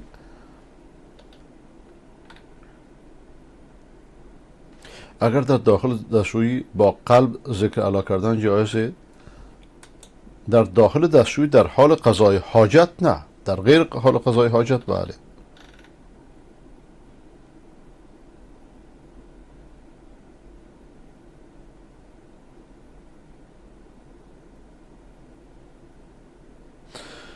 مولوی عبدالحمید را شیعیان بد و متنفر هستند و تمسخر میکنند، اما این آنها را حمد و سپاس میکنه. بله من هم ناراحتی هم همینه. ایشون یعنی دیگه مصلحت خودش بهتر میدونه.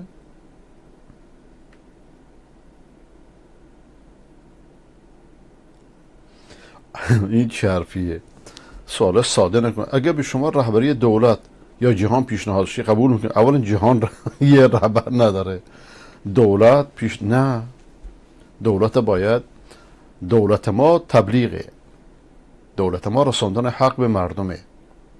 یک تلویزیون برای ما از دولت خیلی ارزشش بیشتره، برای که حق و مردم رسون. پیام حق ارزشش از دولت هزاران بار بیشتره.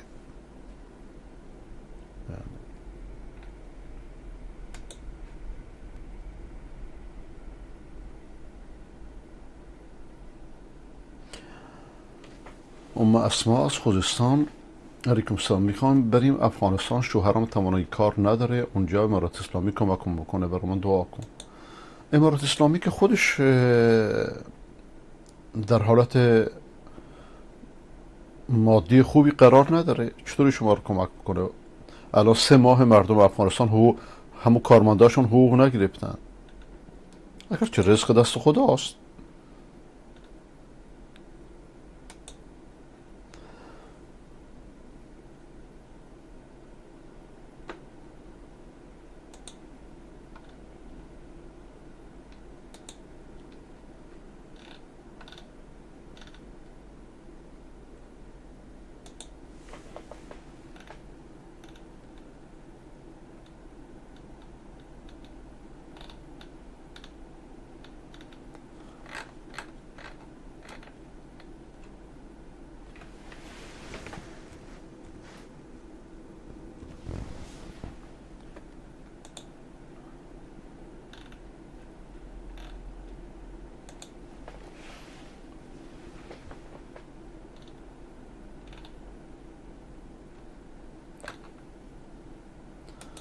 آقای علای اهوازی هدایت شده: علیکم السلام الله.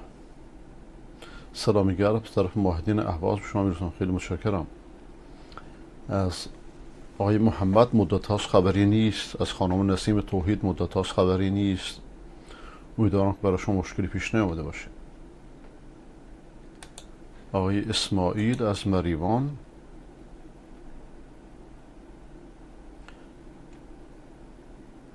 امام جماعت مسجد محل ما عقیدهش اینه که صدا زدن غیر الله جایز است. آیا درست پشت سرش نماز بخونیم؟ خیر. اگر چنین عقیده ای داره که یا گیلانی مدد یا پلانی مدد، این شرک اکبر، پشت سرش نماز خوندن جایز نیست.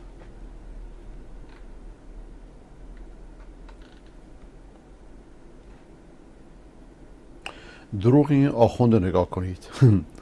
آخوند شیعه معجون با دروغه، برای که در دینش دروغ عبادته. وقتی به نفع خودش باشه، به نفع مذهب باشه، به اصطلاح. فقط کردهای عراق کرونا میگیرن. اینو گذاشتم قبلا. شهر کربلا کروناش صفر 14 میلیون زن. یا حسن واقعا عجیبه. 14 میلیون در کربلا، خجالت نمیشین اینقدر دروغ میگی؟ تقریبا رو موبایل من تصویر اطلاعیه وزارت بهداشت هست، یه مقدار مختصری کرونا در عراق هست، مال مناطق کردنشین، آمارش رو دقیق بنده دارن، مال موصل، مال کرکوک. آره همین کردایی که اصلا جنه، درسته؟ اینا روایت دارن کردا اصلا جنه. شهرهای شیعه نشین تقریبا کرونا درش ضعف شد. این جمعیت از این بدون رعایت هیچ. خب پس چرا ایران فاز 5 داره میگذرانه؟ کشور شیعه نشین نیست؟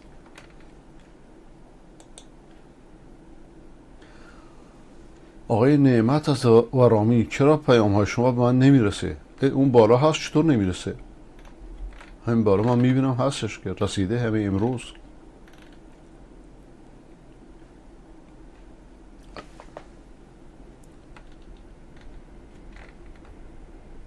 آها، ولی نوشت یک چیز زده، بسته 2 علامت نزده. این نشون میده که شما نامه های دست جمعی رو قفل کردید. دقت میکنید؟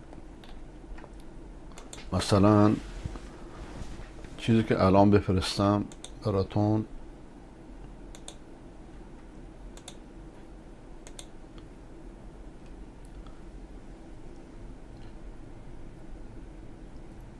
خب الان یه گل برات فرستادم، 2 تا علامت صحیح داره، اینی که رسیده.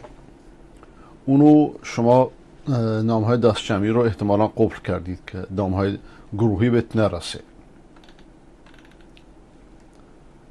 آقای غوث الدین هراتی، علیکم السلام و رحمت الله.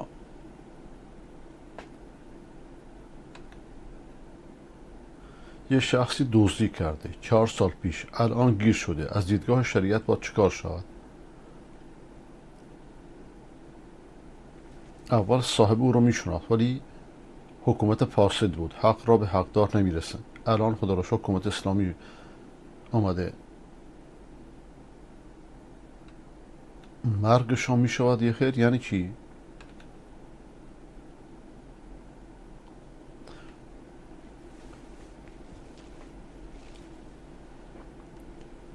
الان حکومتی اسلامی حق را به ایشان برمیگردن، کشته میشود یا خیر؟ دوست که کشته نمیشه که دوست قصاص میشه.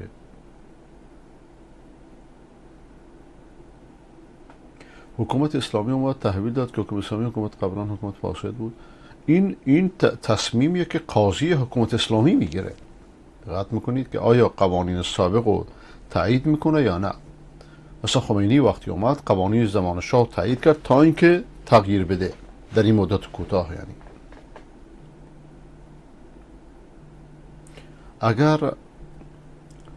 اگر قوانین سابق رو تایید نمیکنن، یعنی که افغانستان دارالکفر میدونه، حکومتش کفری میدونه که احکام اسلام نباید جاری بشه، احکام اسلام در دارالاسلام جایز میشه.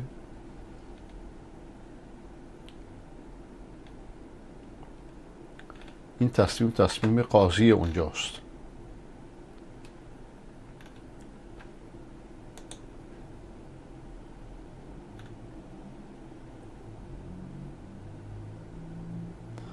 کلیپ های دوران طلایی پهلوی، اونهایی که با کرونا مردن، گردن کیه؟ گردن رژیمه، گردن خامنه ایه که از وارد شدن دارو امتناع میکرد. عرق خورا، قماربازا، خانومای بی‌حجاب، مال مردم خورا، تشنگی این مملکت گردن شماست. این آقا نشه‌ایه. همه این معصیت هایی که ذکر کرد نسبت به معصیت آخوندها که شرک به خدا انجام میدن پایین تره. تازه همه این صفات در میان آخوندها هست، از خامنه‌ای گرفته تا بقیه همکارانش. آن که همکار است با شمر و سنان، روزخان است، روزخان است، روزخان. تشنگی حیوانات گردن شماست، مردن چارپایان و گوسفندان از بیابی تو بیابونا و بیعلفی گردن شما. اینجا کلمت حق یراد به الباطل، یعنی که معصیت مصیبت بار میاره، لیکن معصیت شرک بالاترین معصیته. معصیت قبر پرستی بالاترین معصیته. حیله امامت و ولایت بالاترین معصیتی که ختم رسالت قبول نداره. استعانت از غیر الله بالاترین معصیتی که شرک مطلقه.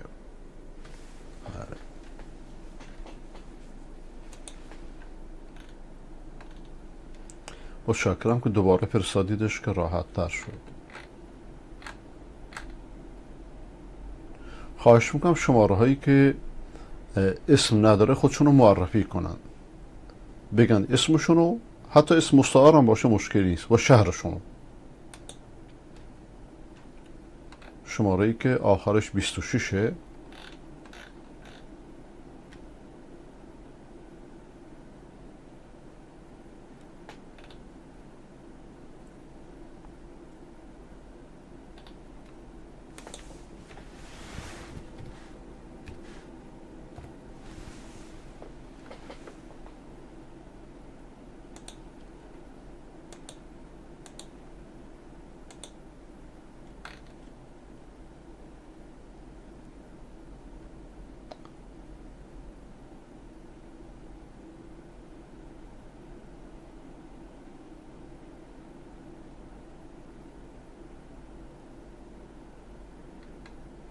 من کلیپ نمیتونم ارسال کنم برای کسی، فرصت ندارم متاسفانه، تنهام.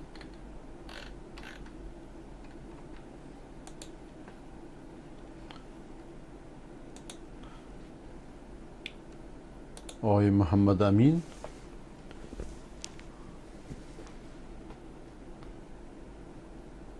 پدر بچه ها فوت کرده است.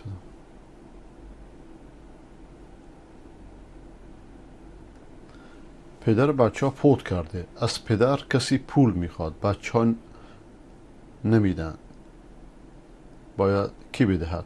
گناه به گردن پدر است یا بچه ها؟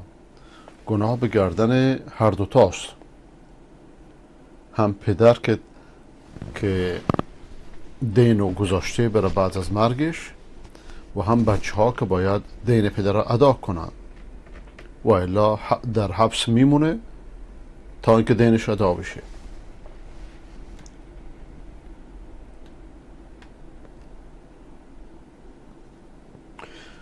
من برادر بزرگترم برای کوچکتر زنگ میزنم جواب نمیده.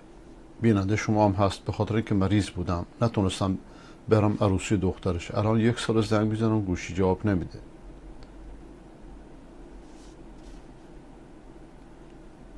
پدر محمد سرخسی است. برادر بزرگتر منزله پدره و برادر کوچکتر حق نداره که با شخصی که منزل پدرش این برخورد کنه. این اسمش عاق بودنه، نه، یعنی این کار درستی نیست.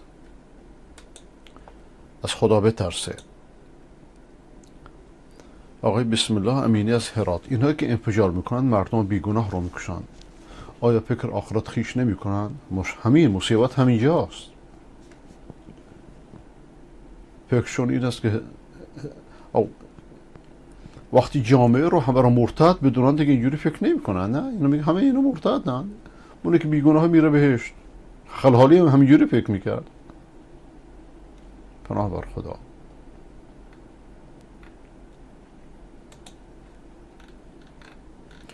آقای شریف نارویی، شما یک کلیپ فرستادید، بازم ننوشتی موضوع چیه. با زناست، با فسقه، با فجوره، با مشروبه، با مواده. کدام صوفی دیدید با مشروب، با مواد مخدر مبارزه بکنید؟ یک صوفی بیارید شما که بگه مواد مخدر حرامه. یک صوفی شما بیارید برای من. چرا نمیگن به مردم؟ چه خیری تو مواد مخدر دیدن؟ خانمان سوز شدن برای مردم، خودشون بدتر از اون مواد مخدر شدن برای مردم. تن و جان و عقل مردم رو تخدیر کردن، عقل مردم و جان مردم از مردم گرفتن. اون زن آسایش نداره شب و روز از اون شوهر معتادش، از اون شوهر دزدش که به خاطر 1 گرم تریاک دزدی میکنه. خونه مردم، دیوار مردم داره بالا میره. خونه مردم رو خراب کردیم، آواره کردیم مردم را. زن آهنانه فریادش کجا ببرن دست شما ملا؟ خودتون هم با اون قاچاقچی هم دست به یکی هستی. این حال جهان اسلامه. غرب این تصوف را میخواد. تصوف میخواد که امر معروف از منکر نکنه، نگه که به مردم مشروب حرامه. حال روز جهان اسلام را نگاه بکن. والله اون چیزی که من خودم دیدم، برو ترکیه، برو قرقیزستان، برو ازبکستان، برو تاجیکستان، برو کازاخستان، کل این کشورهای اسلامی که از روسیه قدیم جدا شده همه مسلمونن. تاجیکستانش، ازبکستانش، قرقیزستانش، کازاخستانش، همون چچن و شیشانش، همون ترکیهش، کل اوقافش دست تصوفه. یک مسجد غیر از صوفی نمیذارن. اگر دار تحفیظی هم زدید، مسجدی هم تو بنا کردید، باید اوقاف یک امام حلیق صوفی بذاره تو مسجد. چرا؟ چون مؤسسات غربی همچون راندن که از این افکار و تفکرات حمایت میکنن. کسی نمیتونه چیزی بگه، کسی نمیتونه بگه من سلفی هم میخوام. نه بابا، این به نظرم یه مقدار مبالغه آقای جوهری. در اصل فکر ما با شما موافقم که غرب تصوف و تشیع رو میخواد. با تشیع یه نوع بازی میکنه، با تصوف یه نوع بازی. لیکن کدوم نوع تصوف؟ اینه که در افغانستان با غرب جنگیدند، با امریکا جنگیدند، بسیارشون صوفی هستند. آدم دو طرف حقیقت رو ببینه. و آقای اردوگان هم صوفیه و هم لایکه. غرب بخورش نشنه، یک دسته از صوفیان بر علیه شوروندند، کمک کردند. یعنی مسائل به این سادگی که شما مطرح میفرمایید نیست. بعد اینجا که راجع به مواد مخدر تحریمش نمی کنند، این شاید بیشتر از اینکه به تصوف مرتبط باشه به یک اصل به مذهب حنفی باز میگرده. در مذهب حنفی شما چیزی رو نمیتونید تحریم کنید مگر اینکه نص قاطع داشته باشید،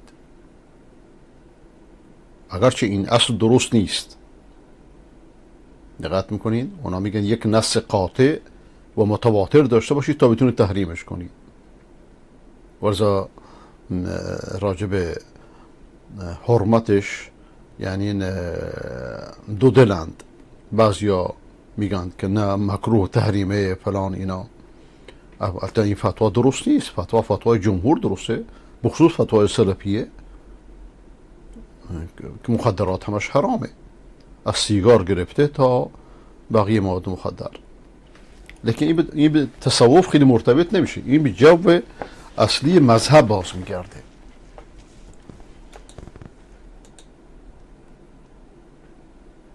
یک مرکز بزنم به من مجوز بدید، حق یک مسجد نداری تو جهان اسلامی نه. این حال و وضع روز ماست، ولی اون صوفی آزاده، اون سیاسی داعشی آزاده. یه روز بلندش میکنن تو عراق، یه روز بلندش میکنن تو سوریه، یه روز تو فیلیپین، یه روز تو یمن، یه روز تو افغانستان. نه اینا بستگی به وضع سیاسی داره. بعضی جاها هستن بعضی جاها هستن جماعت تبلیغ اجازه نداره، صوفی هم اجازه ندارن. این بستگی به وضع سیاسی و منطقه داره، اون کشور داره. ما شدیم بازیچه دست اینا. همه مجوز دارن، همه آزارن به خودشون، الا ما یک دار و تحویز هم اجازه نداریم برای خودمون داشته باشیم. اگر یک مسجدی شما رفتی زدید و امامش هم شد سلفی به قول خودشون، قنوتی نخون در منطقه شوافع یا دعای بعد از نماز، نگاه بکنید صوفیات چطور بر علیه اون میشورونن. بازم این باز میگرده به مقلد و غیر مقلد. این تنها به تصوف باز نمیگرده. چه بسا کسی صوفی نباشه مقلد باشه همین مشکل رو داره، برای که اکثر مسلمانان مقلد مذهبند غیر از نسل جدید. اینایی که مقلدند غیر مقلدا رو خب اجازه نمیدن. این کار اشتباهیه، این کار اشتباه بزرگیه، اشتباه کوچکی هم نیست. این در زاهدان هست، در بلوچستان کم و زیاد هست، در افغانستان هست، در پاکستان هست، در همه جا هست متاسفانه. و اینکه کار دعوت مشکله به همین خاطره. از توسل و استعانت به دولت و شکایت و دادگاه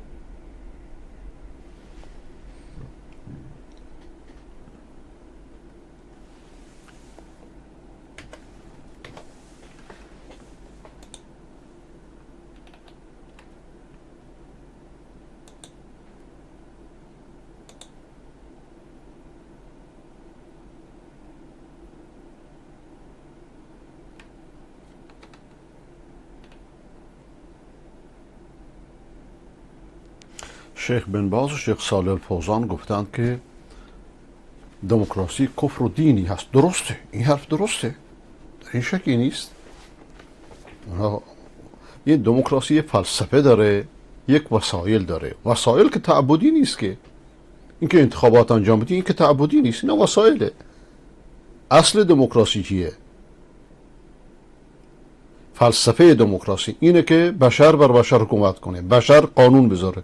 این به اتفاق همه مسلمانان کفره. اما اینکه شما انتخابات انجام دادید، یک وسیله رو به مصلحت شناختید، این کفر نیست.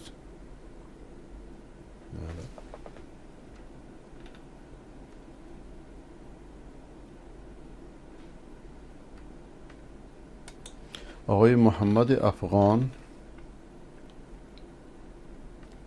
امام ابو حنیفه رحمه الله، استاد ابوالظاهر داعی.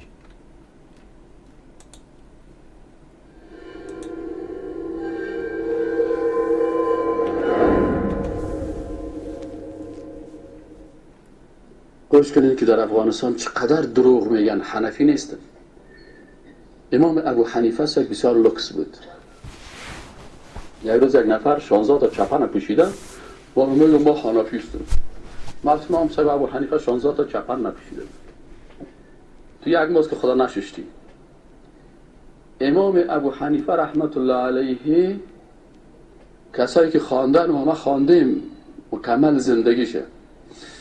اول در جوانی خود تجارت میکرد، تجارت تکه بود. تجارت تکه میکرد. بزرگترین تجار در منطقه خود بود. 500 نفر در منطقه خود بود. سر شاگردای خودش مصرف میکرد. و تو کورس نساخته بود که شاگردا پیسه بگیره، بلکه بر شاگردای خود مصرفشان ایمیل.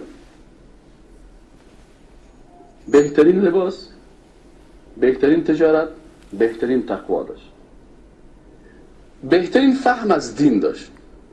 از او خاطر سعی کنین او تمام فقه را دو بخش تقسیم کرده بود.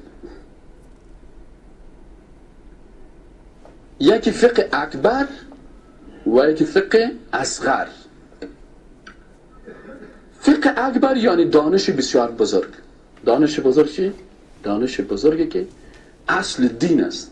این میگه فقه اکبر است. یک کتاب نوشته کرد به نام فقه اکبر. و یکی از پیروان امام ابو حنیفه رحمت الله علیه یک کتاب دیگه نوشته کرده به نام فقه اکبر راجع به عقیده، شرح فقه کنه. همین حنفی‌ها او میگه اگر نوروز اگه به کسی اگه تخم بدی کافر میشی. مولا علی کاری میگه از جمله شاگردای بسیار قوی، پیروای بسیار قوی مذهب حنفی یکی هم مولا علی کاری هست. و کتاب از این حتی در مدارس علمای احناف ما را درس میدادن. در این مدرسه دارالعلوم عربی کابل ما خودم استاد بر ما اون آخوند بلخی که میگفت دزدان دین امثال ایشونو میگفت. ببین ایشون چقدر با علم حرف میزنه، اون آقا چقدر با جهل حرف میزد. کتاب مولا علی کاری را درس داده. فقه اکبر هم درس میداد، مولا علی کاری هم درس میداد. امیل در بسیاری مجلس ها از ترس مسائل مولا علی کاری را ما گفته نمیتونیم. و یکی از پیروان قویه، من یک روز در عربستان سعودی که یک عالم که رو بحث داشتم، من گفتم با اعتبار ترین کتابی که در کل دنیا بسیار معتمد است در عقیده کدام کتاب است؟ گفت شرح عقیده طحاویه. ما یک ذره در موجه ما کمک خواستیم حنفی گری خدا برشان نشان بدیم کلمه. ما گفتم خب امیر کی نوشته کرده؟ گفت ابن ابی العز حنفی. گفتم آیا این کتاب شما اعتبار میدین؟ گفت در کل پانتونهای عربستان سعودی کتاب تدریس میشه که اینه یک پانتون یعنی دانشگاه، دانشکده، عالم حنفی نوشته کردن. بفرمایین از تمام علما پرسان کنین بگوین که شرح عقیده طحاویه مؤلفش کی است؟ میگن ابن ابی العز الحنفی. فعلا در کجا تدریس میکنه؟ راجب جلو کلام ایشون شکر، راجب شرح کتاب عقیده طحاویه در مسجد مکی 4 نفر اخراج شد تقریبا. اولینش مولی عبدالملک بود، تنگش آوردن تا اینکه این کتاب دست کسانی افتاد تدریسش که به اصطلاح شرح ماتوریدی بکنن، نه شرح سلفی، شرح صوفی بکننش یا شرح کلامی. میشه در تمام پوانتونهای عربستان اونو کتابی را که یکی از بزرگای احناف نوشته کرده اگر مسائل از او را بی در افغانستان بگویی میگه تو وهابیست. اگر از شرح عقیده طحاویه را در اینجا بیاد درس بده، برای که جامعه بسته، برای که جامعه اندر فکری بسته دیگه. برو امیر شاید ترجمه شده باشه، امیر شروع که درسشه بگو من از شرح عقیده طحاویه گپ میزنم. کسایی که میگه ما حنفی هستیم تو را میگه تو وهابی هستی. چرا؟ به خاطر از که او دروغ میگه، حنفی نیست. اگه حنفی می بود فقه اکبر امام ابو حنیفه رحمت الله علیه را میخوان. اگر حنفی واقعی می بود ملا علی قاری را میخواند که شرح فقه اکبر امام ابی حنیفه رحمت الله علیه است. و اگر او حنفی واقعی می بود شرح عقیده طحاویه را میخواند که یک عالم حنفی نوشته کرده. و این سه کتاب عقیده بسیار مهم در عقیده احناف است. این کتابایی است که ممثل عقیده احناف است و ما اکثرا وقتی که درس ها را میگیریم از این کتاب ها استفاده میکنیم. ولی امروز در افغانستان چی میگن؟ از این خاطر امام ابو حنیفه رحمت الله علیه فقه را تقسیم کرده بود، فقه اکبر و فقه اصغر. الان شما مقایسه کنید حرفای علمی استاد عبدالظاهر رو با حرفای ناشیانه و بی علم اون آقای مولوی رو که از بلخ میزد که اینها رو به اصطلاح دوز دین مینامید.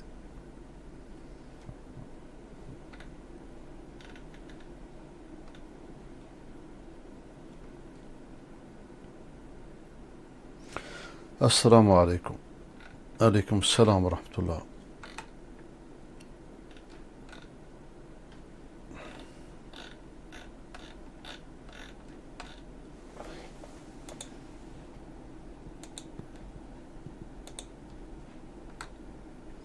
آقای محمد افغان: بعد از دولت رافضی ایران میخواد افغانستان را مانند سوریه و عراق به خاک یکسان کند و گروه‌های تروریستی خود را به این بهانه که شیعه‌های افغانستان از طرف داعش در خطر است وارد افغانستان میسازد. بله، و داعش معمولا کارهایی که انجام میده تا حالا همش به نفع دیگران بوده. دقت میکنی؟ و گروه داعش هم از پروژه دشمن اسلام بله. تبصره عالمانه شما برادر عزیز را در این زمینه خواهانم. درسته، این بارها من گفتم، بارها اینا همین امروز و روزهای گذشته.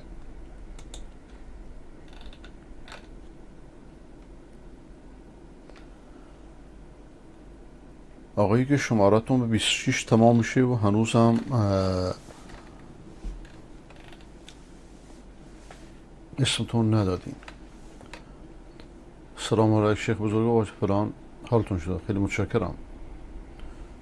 خدا رحمت کنه مرحوم مولانا عبدالعزیز و مرحوم مولانا قمرالدین را، آمین یا رب. هر دو با هم یار و دوست بودند و همچنین مولانا نظر محمد را و مولانا محمد یوسف را و بقیه علمایی که به رحمت خدا پیوستند.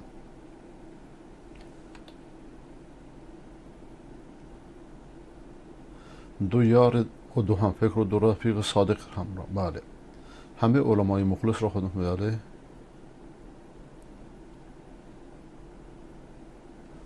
یاد روزگاران رفته به خیر که با هم بودیم.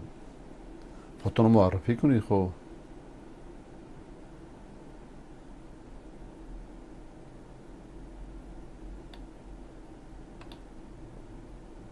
آها، الان فهمیدم.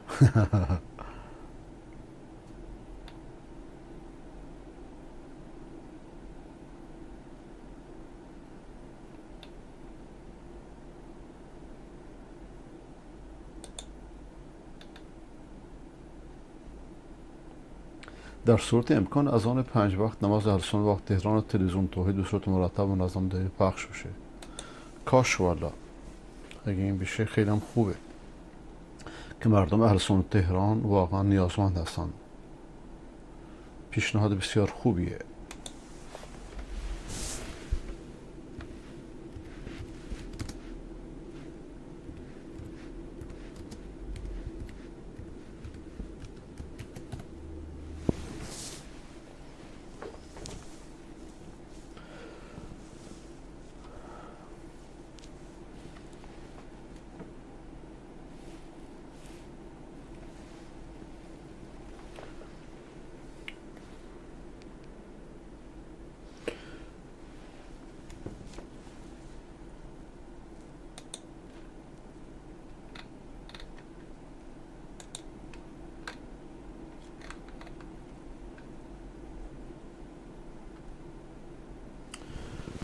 با عرض سلام، دانشجو مسلمان بلوچ معروف مهندس از سراوان همیشه تماس گرفتم اسکای. بله.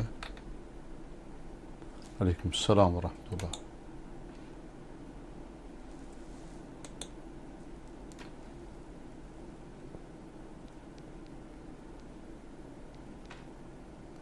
آقای فرید شهادتگو، ببینید چطوری قواعد و زبان عربی را وارونه به امام تفهیم میکنند.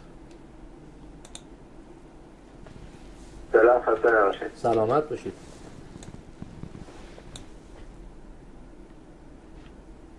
سلام، خسته نباشید. سلامت باشید. این مثل آیه وضو که چند دقیقه قبل نشان دادید. بله. وامسحوا برؤوسکم و ارجلکم. بله. ارجلکم که فتح داره، شما چجوری عطف میکنی بر سر رؤوس؟ ان الله بریء من المشرکین و رسوله. من برای شما بیارم از رو قرآن بخونیم تا مشخص بشه.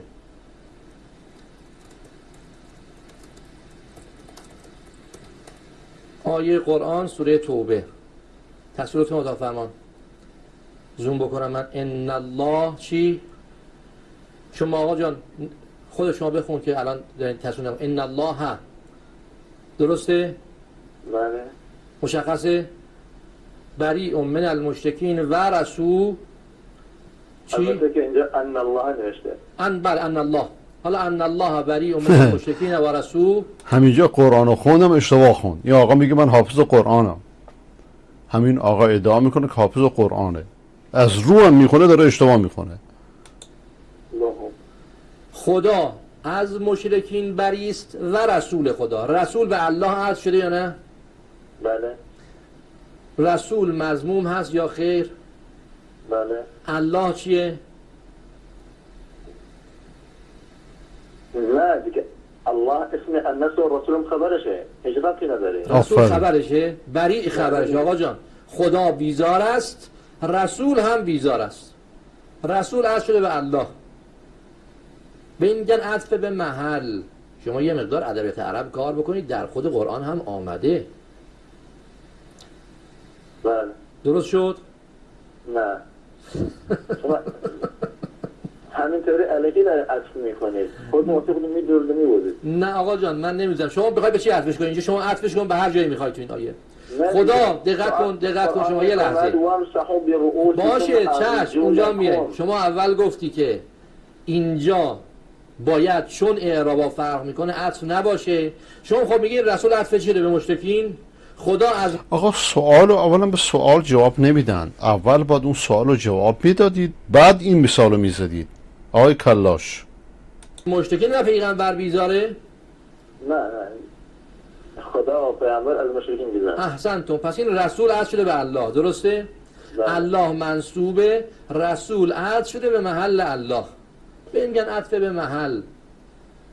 خیلی عادی هم در نزد عرب هاست، خیلی هم رایجه در قرآن هم.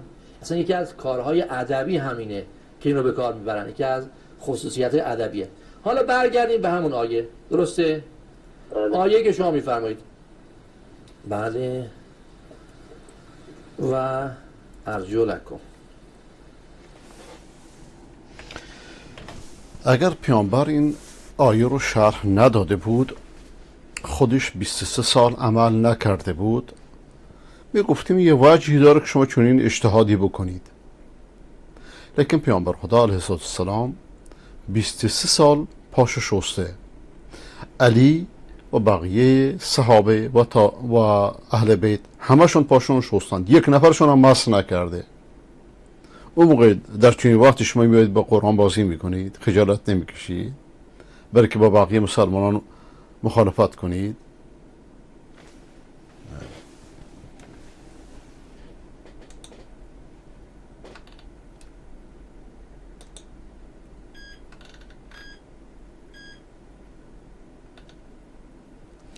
السلام علیکم شیخ، نظر اهل سنت از جنگی که طالبان علیه دولت انجام دادن چیه؟ آقا طالبان انتحاری انجام دادن، مردم بیگناه رو کشتن، اما آیا این کار درست بود؟ نه اون کارم درست نبود. طالبان که میگه ما انتحاری انجام ندادیم ولی فرضاً هم انجام دادن، اون کارم درست نبود. این یک. ثانیاً این قیاس مع الفارقه. طالبان دولت اسلامی هستند، بر علیه دولت اسلامی اسلحه کشیدن بغاوت خروج وإن طائفتان من المؤمنين اقتتلوا فأصلحوا بينهما فإن بغت إحداهما على الأخرى فقاتلوا التي تبغي حتى تفيء إلى أمر الله. اگر دو گروه مؤمن با هم دیگه جنگیدن صلح کنید. اگر یکی از اونها بغاوت کرد، خروج کرد، باش قتال کنید تا بازگرده. الان بر مبنای همین آیه صریح دولت طالبان حق داره که با داعش بجنگه و داعش حق نداره که اسلحه برداره بر علیه دولت اسلامی، همچنان که احمد مسعود مزدور حق نداشت اسلحه برداره. بر علیه دولت اسلامی اسلحه برداشتن درست نیست. تازه حتی بر علیه دولت غیر اسلامی، مادامی که انسان مطمئن نیست که یقین راجح نداره که پیروز میشه، اسلحه نباید برداره، برای که خون مسلمان بسیار بسیار با ارزشتر از اینه. خون معصوم، خون بیگناه، خون مسلمان از خانه کعبه مهمتره. خراب کردن خانه کعبه گناهش کمتر از ریختن یک خون مسلمانه، خون موحد. وقتی که داعش و شیعه این موضوع رو بفهمه، اون موقع اسلام فهمیدند.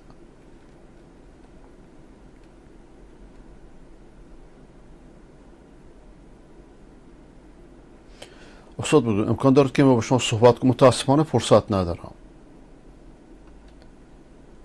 هر چه دلتون خواست بنویسید. دموکراسی یک سیستم کفری است، شکی نیست، مثل همه مذاهب بشری. نه فقط دموکراسی، مذاهب فکری معاصر رو بخونید، از محمد قطب همه اینا رو بررسی کرده. این فقط دموکراسی، لیکن دموکراسی شر درجات داره، کفر درجات داره. دقت میکنید؟ آیا دموکراسی مثل کمونیستی است؟ آیا مسلمانان در کشورهای دموکراسی راحت ترند یا در چین یا در روسیه سابق؟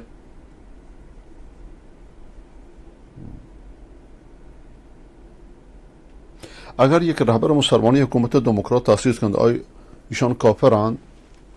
ببینید، شما با این بحث ها منو از شیعه شما دور میکنید و این بحث ها رو اگه من باز کنم تمام شدنی نیست. در این 20 سال من حد اکثر سعیم کردم که این بحث ها رو، این مسائل اینجا باز نکنم. دقت میکنید؟ بلکه این بحث ها بحث جاش دانشگاه، جاش حوزه، جاش تلویزیون نیست. بخصوص که بدفهمی زیاد به سراغش میاد، آدم هی مجبورش که توضیح بده. سوال من در مورد غنی و طالبان بود. غنی دولت مزدور بود، من یتولهم منکم فهو منهم، خیلی واضح بود در موردش. اما در مورد طالبان اینجوری نیست. طالبان اصلا انتخابات رو قبول ندارن تا چه رسه به دموکراسی رو. الان هم گفتم ما دموکراسی رو قبول نداریم.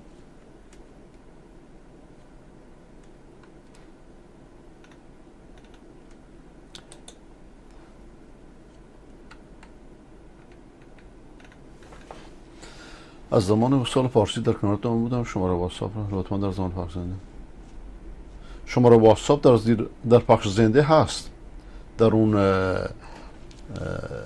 زیرنویسی که هست شماره واتساپ هست که آخرش 20.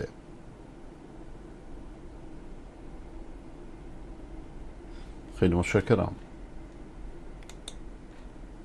آقای امید شاهوزایی سلام، 100 سال زنده باشید. خیلی متشکرم. علیکم السلام، سلامت باشید. آقای ابو یاسر تاجیک از مدینه، خدا شما راضی بشه. چند روز پیش نواری از شما را مشاهده کردم در مورد شهید مولوی متوکل، خدا رحمتش کنه.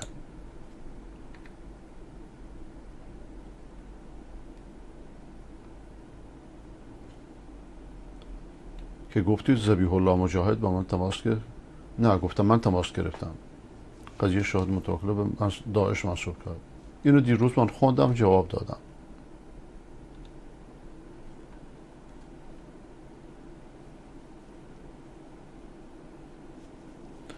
نفرات امارات تو عبدالحفیظ میگوید. عبدالحفیظ کیه؟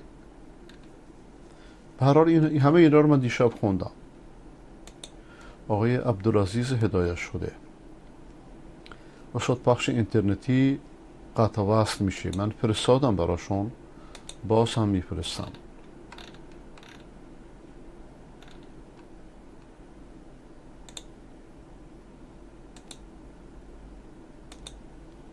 همون لحظه که گفتید من فرستادم.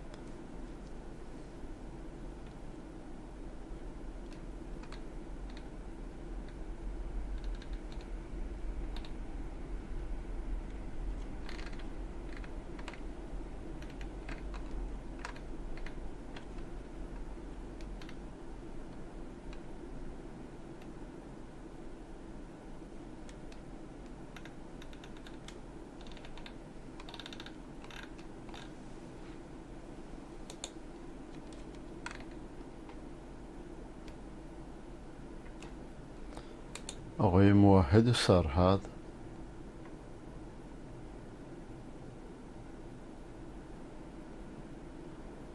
شما فرمودید که در مذهب حنفی حدیثی که به تواتر نرسد باش تحریم حلال بودن چیزی نمیشد که این درست و اساس حنفیت است. فلذا حدیث تحریم صیغه فقط یک حدیث است و بنابراین اساس مذهب حنفی باش تحریم صیغه نمیشد. نه، اون موضوع دیگریه. اونجا اجماع اهل سنته. اونجا اجماع اهل سنت به تحریم صیغه، نه فقط حنفی. اونگهی صیغه با عمومیت قرآن هم حرام شده و ابتغا وراء ذلك.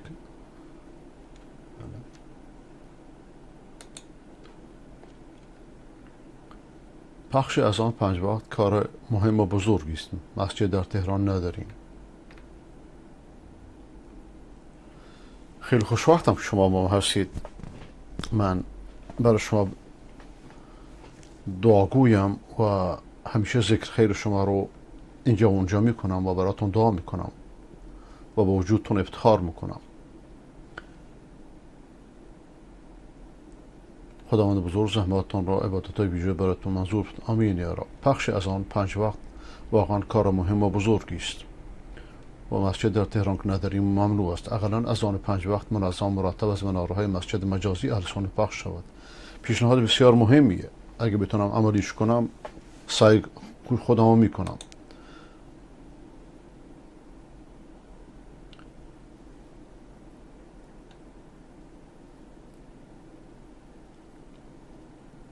راپزی از شدت درد و نارزی سر به کوه خواهد زد. جوانبش را بررسی کنید در صورت امکان انجام شود. البته مرتب و منظم و با تنظیم وقت اذان که با برنامه هاتون تداخل نداشته باشه. نه، اگه تداخل هم داشته باشه اذان از هر چیزی مهمتره.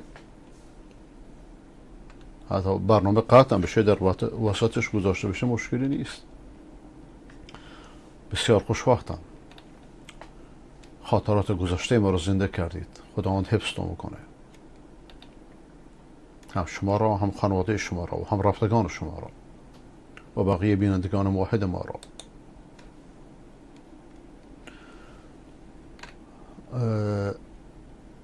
دوستی که شمارات 26 آخرش 26. سلام علیکم استاد گرامی. پدر عزیز شما را بیشتر پدرم دوست دارم. لطف دارید. خداوند حفظتون میکنه. همه اقوام وقتی شب که شما میبینند به هم میگن پدرت آمد. خداوند حفظت کنه. خداوند شما را فرزند صالحی بگردانه. همیشه شما را در نماز هم دعا میکنم. شما هم ما را دعا کنید. چشم. فقط یک اسم مستعار بده با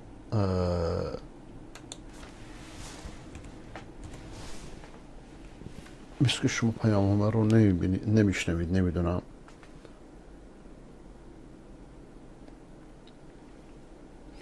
علیکم السلام رحمت الله و برکاته. خیلی متشکرم از اظهار محبتتون. فقط لطف کنید یک اسم مستعار بدین و اسم شهرتون رو. نه کشور، شهر فقط. جزاک الله خیر. السلام علیکم و رحمت الله. آقای یوسف افغان میگن پخش اینترنتی هیچ مشکلی نداره. این معنیش اینه که اینترنت اونجا ضعیفه. آقای عبدالرحمن از کرمانشاه.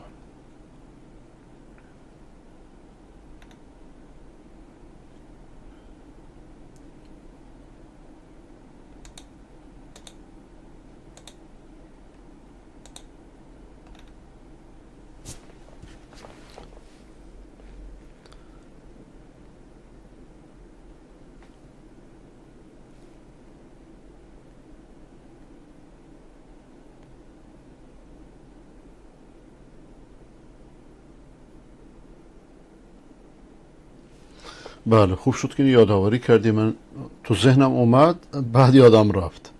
حدیثی که فرستادید پیامبر خدا صلی الله علیه و سلم فرمود، ابو هریره میفرماد که من مردم داشتن رد میشد. سمعت ابو هریره و کان یمر بنا و الناس یتوضؤون. میگه من از ابو هریره شنیدم که مردم ببخشید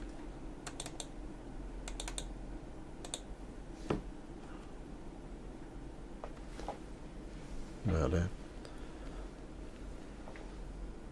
مردم رد میشدن، مردم وضو میگرفتن. ابو هریره گفت که وضوتون رو درست انجام بدید. من از ابو القاسم شنیدم علیه السلام که فرمود ویل للعقاب من النار، وای از قوزک پاها از آتش، یعنی قوزک پاهاتون رو بشورید. یک حدیث برای مس کردن نیست، یک حدیث درست. آقای ابو یاسر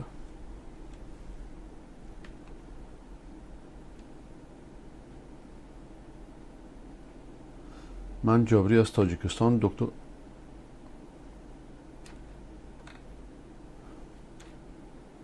قضیه قتل اذیت شدن سلفه از دست طالبان را برای من توضیح دهید. متاسفانه این جنایت ها رخ میده. روز اول شادکامی ما به تلخکامی مبدل شد بعد از اینکه مولانا متوکل رو شهید کردند، لیکن امارت اسلامی علنا میگه که ما نیستیم اونا رو کشتیم، بلکه افراد دیگری هستن. اینا رو من توضیح دادم و مفصل و با صبر کردید که در 1 ماه 2 ماه آینده همه چی مشخص میشه.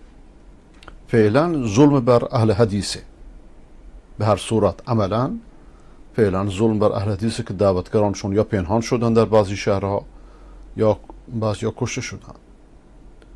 و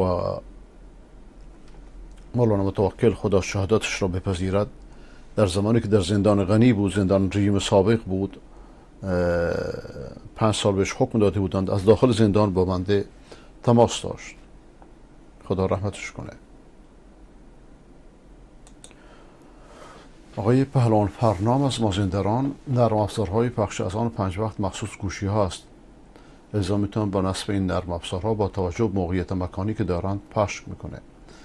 بله، ولی هر کسی شاید چون این گوشی نداشته باشه در تلویزیون پخش بشه عمومی تره. آقای موحد، امروز در شبکه افغانستان اینترنشنال رئیس شورای علمای افغانستان گفت که علی رضی الله عنه بعد از 3 ماه با ابوبکر صدیق رضی الله عنه بیعت کرد. آیا این درسته؟ علت تأخیر بیعت چیه؟ این موضوع رو بیشتر از هر کسی علامه احسان الهی ظهیر توضیح داده که خداوند شهادتش را بپذیرد و قاتلانش را که از اطلاعات ایران بودند در پاکستان لعنت کند، چه آمرانش را چه عاملانش را. ایشون در کتاب شیعه و اهل بیت این موضوع رو خوب توضیح داده.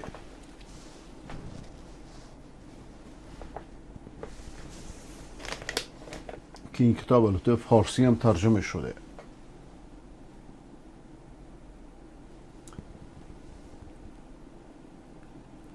آدم گاهی کتاب همیشه جلوشه، وقتی که میخوادش در اون لحظه نیست، بخصوص در وقت پخش زنده.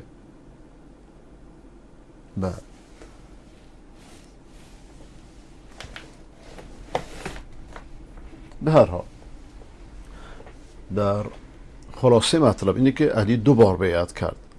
یک بار در همون روزای اوائل آمد در مسجد بیعت کرد و یک بار دیگه برای رفع شبهه بعد از وفات حضرت فاطمه. علی برتر از اینه که بیعت نکنه. علی برتر از اینه که 3 ماه بیعت خودشو تأخیر بندازه. پیامبر خدا میفرماند که کسی که بمیره و بیعت امامی بر گردنش نباشه به بیعت جاهلیت مرده. علی خیلی بسی برتر از اینه. لیکن شیعیان از علی یک علی درست کردن، یه روز مهار تو گردنش میندازن میبرنش، یه روز پشت در میزننش، یه روز آسمان رو پف کنه بعد میبرشون. این شگردیه که شاگردان کلیسا و کنیست و آتشکده در لباس تشیع با اسلام انجام داده هم.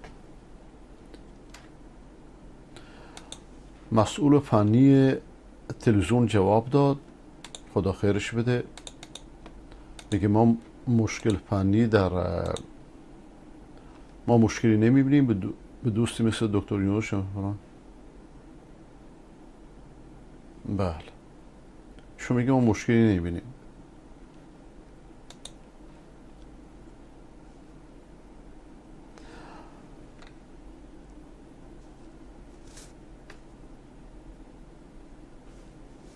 آیا مرد در حال جنابت باشد میتونه از ذهن بخواند؟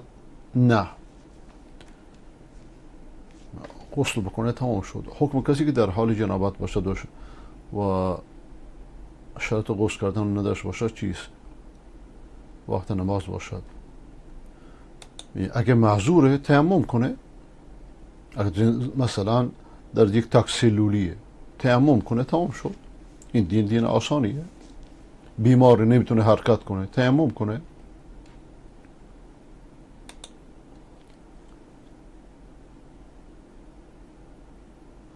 چرا قبلا طالبان رو تکفیر میکردین اما الان تایید میکنید؟ این چه افتراییه؟ من از تکفیر گریزانم. من داعش به این جنایتکاری رو تکفیر نمیکنم، اون موقع طالبان رو تکفیر میکنم. چرا دروغ میگید آقای احمد؟ من تکفیر میکنم و کجا تکفیر کردم؟ مثال بیارید اگر راست میگید، دروغ نمیگید و اگر فتنه جو نیستید مدرک بیارید که من تکفیر کردم. احتمالا شما خودت نمیگم شیعه هستی برای اینکه به شیعیان توهین نشه، احتمالا از اجامر نظام هستی میخوای فتنه درست کنید. من عموم شیعه رو تکفیر نمی کنم، اون موقع طالبان رو تکفیر میکنم. برای عموم شیعه من عذر میتراشم، میگم بهشون نرسیده. منظور از تکفیر رد کردنه. آقا رد کردن چرا ربطی به تکفیر داره؟ رد کردن چرا ربطی به تکفیر داره؟ کی ردشون کردم؟ مثلا در چه موردی؟ طالبان معصوم نیستن مثل بقیه بشر؟ دقت میکنید؟ ولی در کجا رد کردم؟ در چه موردی؟ پس قبل از اینکه تهمت بزنید اول حرف تو درست بفهم. آقای عبدالستار زاروزهی از مشهد، خیلی متشکرم از شما.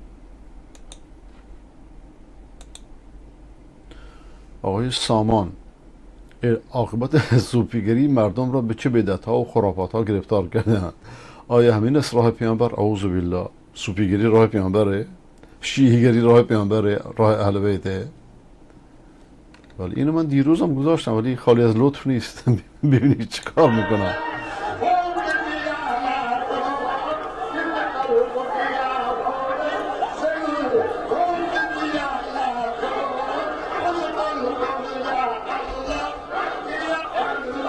الان خودشو برمیدارم.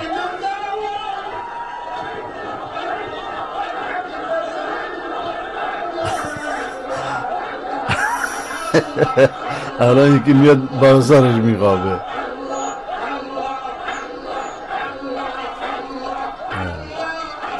این مسخره به اسم الله، استهزاء به اسم الله، استهزاء به دین الله. این نوع تصوف و تشیع استهزاء به دین خداست.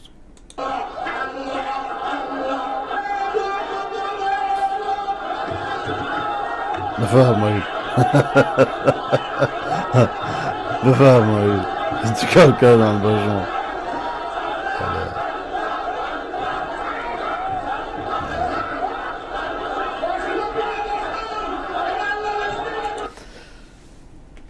امام شافعی جمله جالبی داره، میگه انسانی صوفی بشه اصل نرسیده احمق میشه، با عرض معذرت از همه صوفیان. این نوع تصوف رو میگه.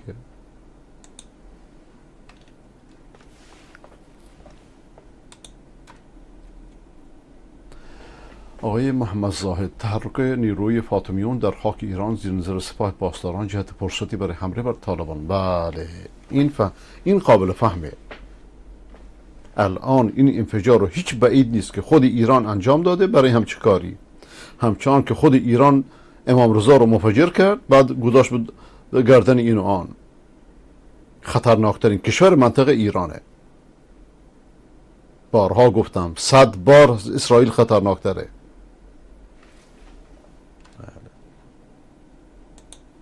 خبرهای بسیار تکان دهنده‌ای از دیروز و این سو شنیده می شود، مبنی بر اینکه ایران قرار است نیروهای فاطمیون را که فاتح جنگ سوریه علیه داعش در ضمن یادتون باشه که فاطمیون دور دیدن و ایران روشون سرمایه گذاری کرده می باشند با تجهیزات پیشرفته نظامی بر علیه طالبان وارد افغانستان کنند.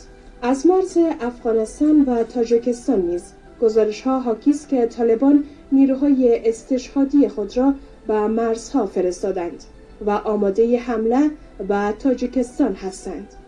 در مقابل ارتش مرکب از روسیه و تاجیکستان روانه مرز شده است. دوستان عزیز، جهت آگاهی از جزئیات کامل این اخبار لطفاً تا آخر ویدیو با ما همراه باشید. اما قبل از همه لطفاً ویدیو را لایک و چینل ما را سابسکرایب کنید.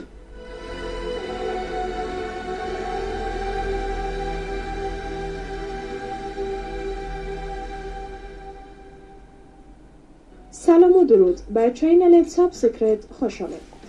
گزارش ها حاکی است که ایران نیز به صورت جدی‌تر از گذشته وارد بازی‌های پیچیده و استخباراتی افغانستان شد. آنها نیروهای ورزیده فاطمیون را که سالهای متمادی در ایران آموزش دیدند و در جنگ‌های خونین سوریه نقش‌های تعیین کننده و متحیر کننده ای را بازی کردند، قرار است به زودی به جنگ طالبان وارد افغانستان کنند. این نیروها که تعدادشان به 25,000 نفر میرسد، دارای سلاح‌های پیشرفته ایرانی و روسی می باشد. طبق اطلاعات درز کرده، این نیروها در سمت غرب افغانستان توسط قوای هوایی ایران و در شمال توسط نیروهای روسی و یا تاجیکستانی اکمال خواهد شد. گفته شده هدف ایران از فرستادن این نیروها به افغانستان تضعیف یک دولت سنی دیگر در همسایگی خود و جلوگیری از احیا شدن دوباره داعش می باشد. ایران برای افراد فاطمیون که اکثرا غیر ایرانی هستند دستمزد ماهیانه 10 تا 20 میلیون تومان پرداخت می کند. شعارشون نگاه کنید. لبیک یا زینب، به جای بگن لبیک یا الله، زینب جای الله گذاشتن. و شرک اگه این نیست پس چیه؟ و به خانواده های آنها شهروندی ایران را داده و تحت حمایت دولت قرار می دهد. این افراد آموزش های منظم نظامی و مخصوصاً آموزش جنگ های چریکی دیدن و قادر هستند که بجای یا الله یا حسین رو جای الله گذاشتن. همین قلوب هایی را که مسیح پرستان راجع مسیح میکنن، امام پرستان راجع به ائمه میکنن، در صورت خود ائمه بزرگوار اهل سنت بودن. یک بار نه جدشون رو صدا کردن نه خودشونو. از اکثر سلاح‌های سنگین استفاده نماید. از سوی هم خبرها حاکی است که هندوستان جهت شکست پاکستان در افغانستان قبول کرده است تا امکان بله الان انفجار مسجد شیعیان قابل فهمه. جناب شیخ فکر می‌کنم پشت پرده همه این قتل ها و انفجارها حکومت آخوندی ایران باشد، چون در این نزدیکی در حال تحریک سلفی ها با قتل علمایشان و از طرف دیگر با انفجار تکیه‌خانه های شیعیان تحریک شد. هیچ شکی در این نیست. بیشترین نفع ایران میبره و این روش ایرانه.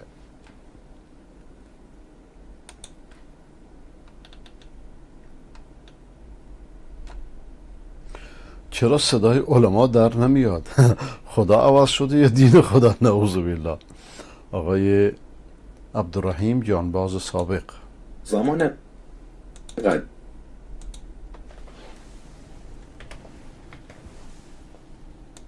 هر موقع جنسی گرون میشد علما فتوا میدادند و مردم نمیخریدند تا جنس ارزون میشد. سود بانکی زیاد میشد، علما فتوا میدادند و سود وامهای بانکی با همکاری مردم و تحریم اونها دوباره سودها به سر جاش برمیگشت. بنزین گرون میشد، علما فتوا و مردم بنزین رو تحریم میکردند و بنزین ارزون میشد. بلیط اتوبوس گرون، هر چیز بگندد نمکش میزنند، وای به روزی که بگندد نمک. یا علماء البلد یا ملح البلد، من یفسد الملح اذا الملح فسد. میشد، علما فتوا میدادند و مردم اتوبوس ها رو تحریم میکردند و بلیط ارزون میشد. توتون گرون میشد، علما فتوا میدادند و مردم همه سیگار رو ترک میکردند و نمیخریدند. قند گرون میشد، علما فتوای قند نجس رو میدادند و مردم قند استفاده نمیکردند. هر مشکلی که پیش میومد علما فتوا میدادند و مردم یک پارچه عمل میکردند. الان چی شده صدای علما در نمیاد؟ چرا برای گرانی ها فتوایی صادر نمیشه؟ چرا دیگه هیچ چیزی نجس و حرام نیست؟ خدا عوض شده یا نعوذ بالله. ولی عجب کلیپ پرمعناییه.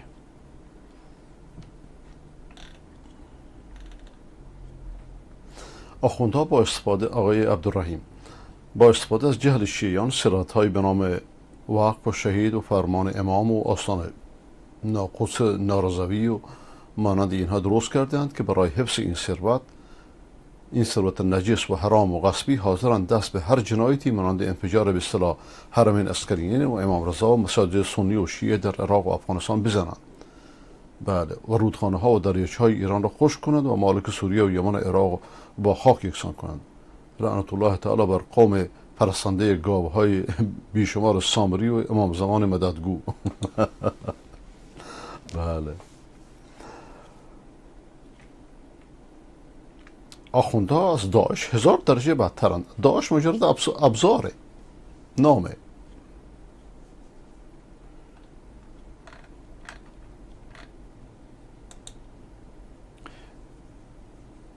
این حرف رو بنده 12 سال پیش در یک کنفرانس زدم.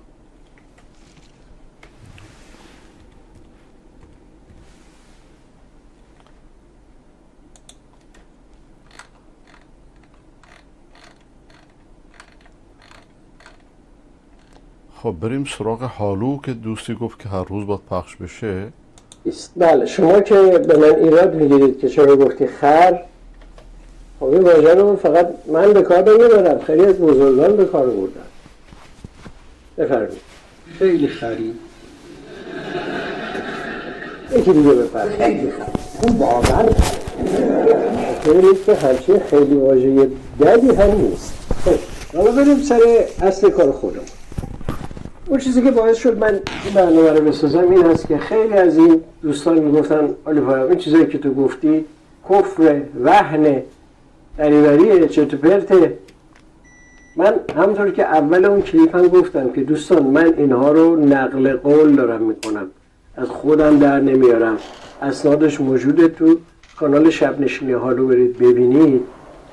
مثل اینکه احساس کردم خیلی از این کلیپ ها که تو فضای مجازی به ما میرسه به دست این برادرای ارزشی و بسیجی و علما و طلاب و روحانیون و آقایون نمیرسه. یعنی اینا که ما ببینیم اینا ندیدن.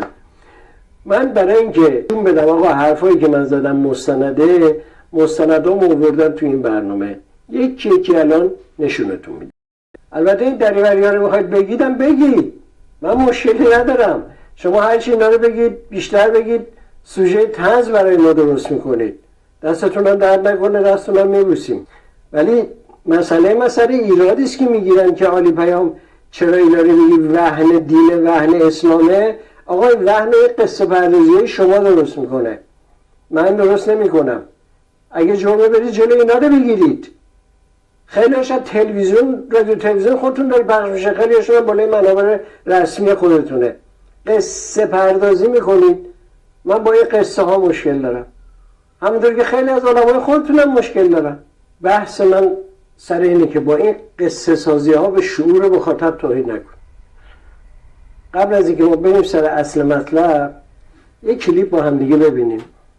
یه بخش زیادی از منابع مربوط به صدر اسلام، در رأسش مربوط به امیرالمومنین، حتی نسبت به خود سیره نبوی و نسبت به امام حسین و محمد ابن حنفیه و حمزه و عرض کنم که انواع اقسام آدما برسه تا شکل ایرانیش ابو مسلم، اینا داستانه و داستان صورت تاریخی به خودش گرفته. تمام اشکال اینه، یعنی داستان رو یک کسی ساخته. ملاحظه فرمودین؟ یکی دیگه هم ببینیم. چاه جمکران هیچ مأخذ و مدرکی ندارد. من اینو صریح و محکم خدمت شما عرض بکنم. ملاحظه فرمودید؟ حالا میگید اینا رو قبول ندارید. باش. آیت الله برقعی و آیت الله حیدری هم قبول ندارید. وهابیان علن بلن. باش. آیت الله مطهری رو قبول دارید؟ یا آیت الله مطهری که نمیتونید بگید قبول نداریم. اجازه بدید از آیت الله مطهری بشنویم. همون بزرگواری که میگن شیعه ها قالتاق ترین مردم روی زمینن. بفرمایید. در نقل و بازگو کردن حادثه عاشورا ما هزاران تحریف وارد کرده ایم. هم تحریف های لفظی یعنی شکلی ظاهری راجع به اصل قضایا، راجع به مقدمات قضایا، راجع به متن مطلب، راجع به حواشی مطلب، راجع به همه چیز، و هم در تفسیر این حادثه ما تحریف کرده ایم. مطلب اونقدر زیاد است که قابل بیان کردن نیست، اونقدر زیاد است. اگر بخوان جمع بکنن روزهایی که میخونن و دروغ است تا چند جلد کتابتون تصفحه‌ای بشوند. خب خستتون کردم. این مقدمه خیلی طولانی شد، قرار نبوده اینقدر طولانی بشه. بریم سراغ اصل ماجرا. شیخ نشست تو لگن، گفت یه معجزه خفن. سوسمار و پیغمبر ما با هم دیگه گپ میزدن. عربی مارمولکی رو صید کرده بود، آمد خدمت پیغمبر گفت من به تو ایمان نمیارم تا اینکه این مارمولک به تو ایمان بیاد. و وقتی مارمولک رها کرد روی زمین، پیغمبر صداش زدن یا زبیه یا زبیه. همونطور که فرار میکرد برگشت، نگاه کرد به پیغمبر. پیغمبر فرمود من کیم؟ به زبان فصیح عربی اون مارمولک با پیغمبر سخن گفت. به زبان فصیح عربی گفت السلام علیک یا رسول الله، السلام علیک یا نبی الله. نشست رو درخت بید، گفت شما نمیدونید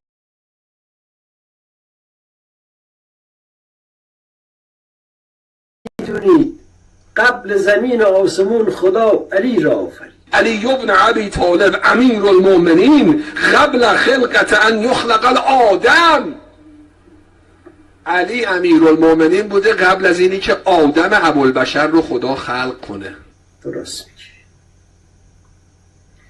نشست روی پمپ باد، گفت عوام بی سواد. یه شیر اومد پیش امام، گفت زدم میخواد بزاد. حضرت فرمودن این شیر اومد وقتی که با من صحبت میکرد اینو گفتش که تو امام زمان منی، تو موسی بن جعفری، زن من باردار است. موسی بن جعفر امام زمان من، حیوان میفهمه، ای باریکلا به او حیوان که امام زمانش رو درک داره میکنه. بعد عرضه داشتش که حضرت فرمودن به من گفت تو امام زمانمی، جایم برم؟ حضور انورتون که عرض کنم کجا برم؟ اومدم در خونه شما رو تو بیابان پیدا کردم، دعا کنید همسرم راحت وضع حمل بکنه. راست میگه. رفت و نشست رو کلید، گفت شنیدید یزید نشسته بود جیش بکنه عقربه اونجاشو گزید. رفت جایی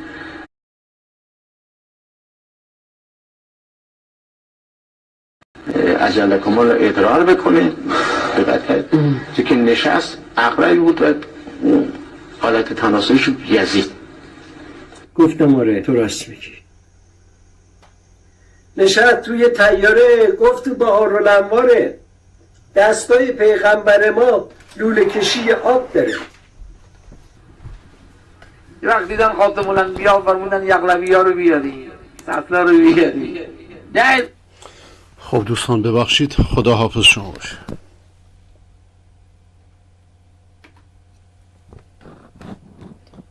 الان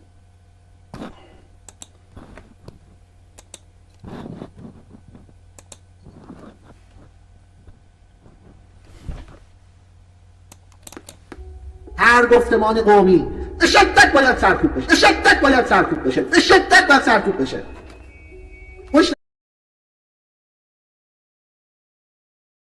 هر حرف اینا حتی اگه به ظاهر تجزیه طلبی نیست باید به سرکوب بشه. به خصوص جریان در کردستان آذربایجان. هر حرفی آموزش ما بچه‌هامون میان مدرسه تا 7 سالگی آذری خوندن، ترکی خوندن، کردی خوندن، عربی خوندن، میان تو مدرسه نمیتونن فلان، میام یه آموزش زبان مادری کنیم. به شدت باید سرکوب شه. آموزش زبان مادری نداریم. من میگم زبان مادری ها. دقت کن. خیلی از این عزیزان میهن پرست ما آموزش زبان مادری کوتاه اومدن.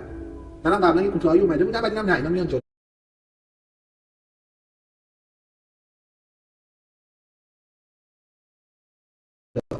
آموزش زبان مادری کوتاه بیای فردا که در سوخته‌ها میگن آموزش به زبان مادری، یعنی شیمی و ریاضی هم به زبان کردی و ترکی بخونیم. آموزش زبان مادری یعنی اینکه آقا ما در کنار دروس دیگر یک کلاسی داشته باشیم برای زبان قومی خودمون.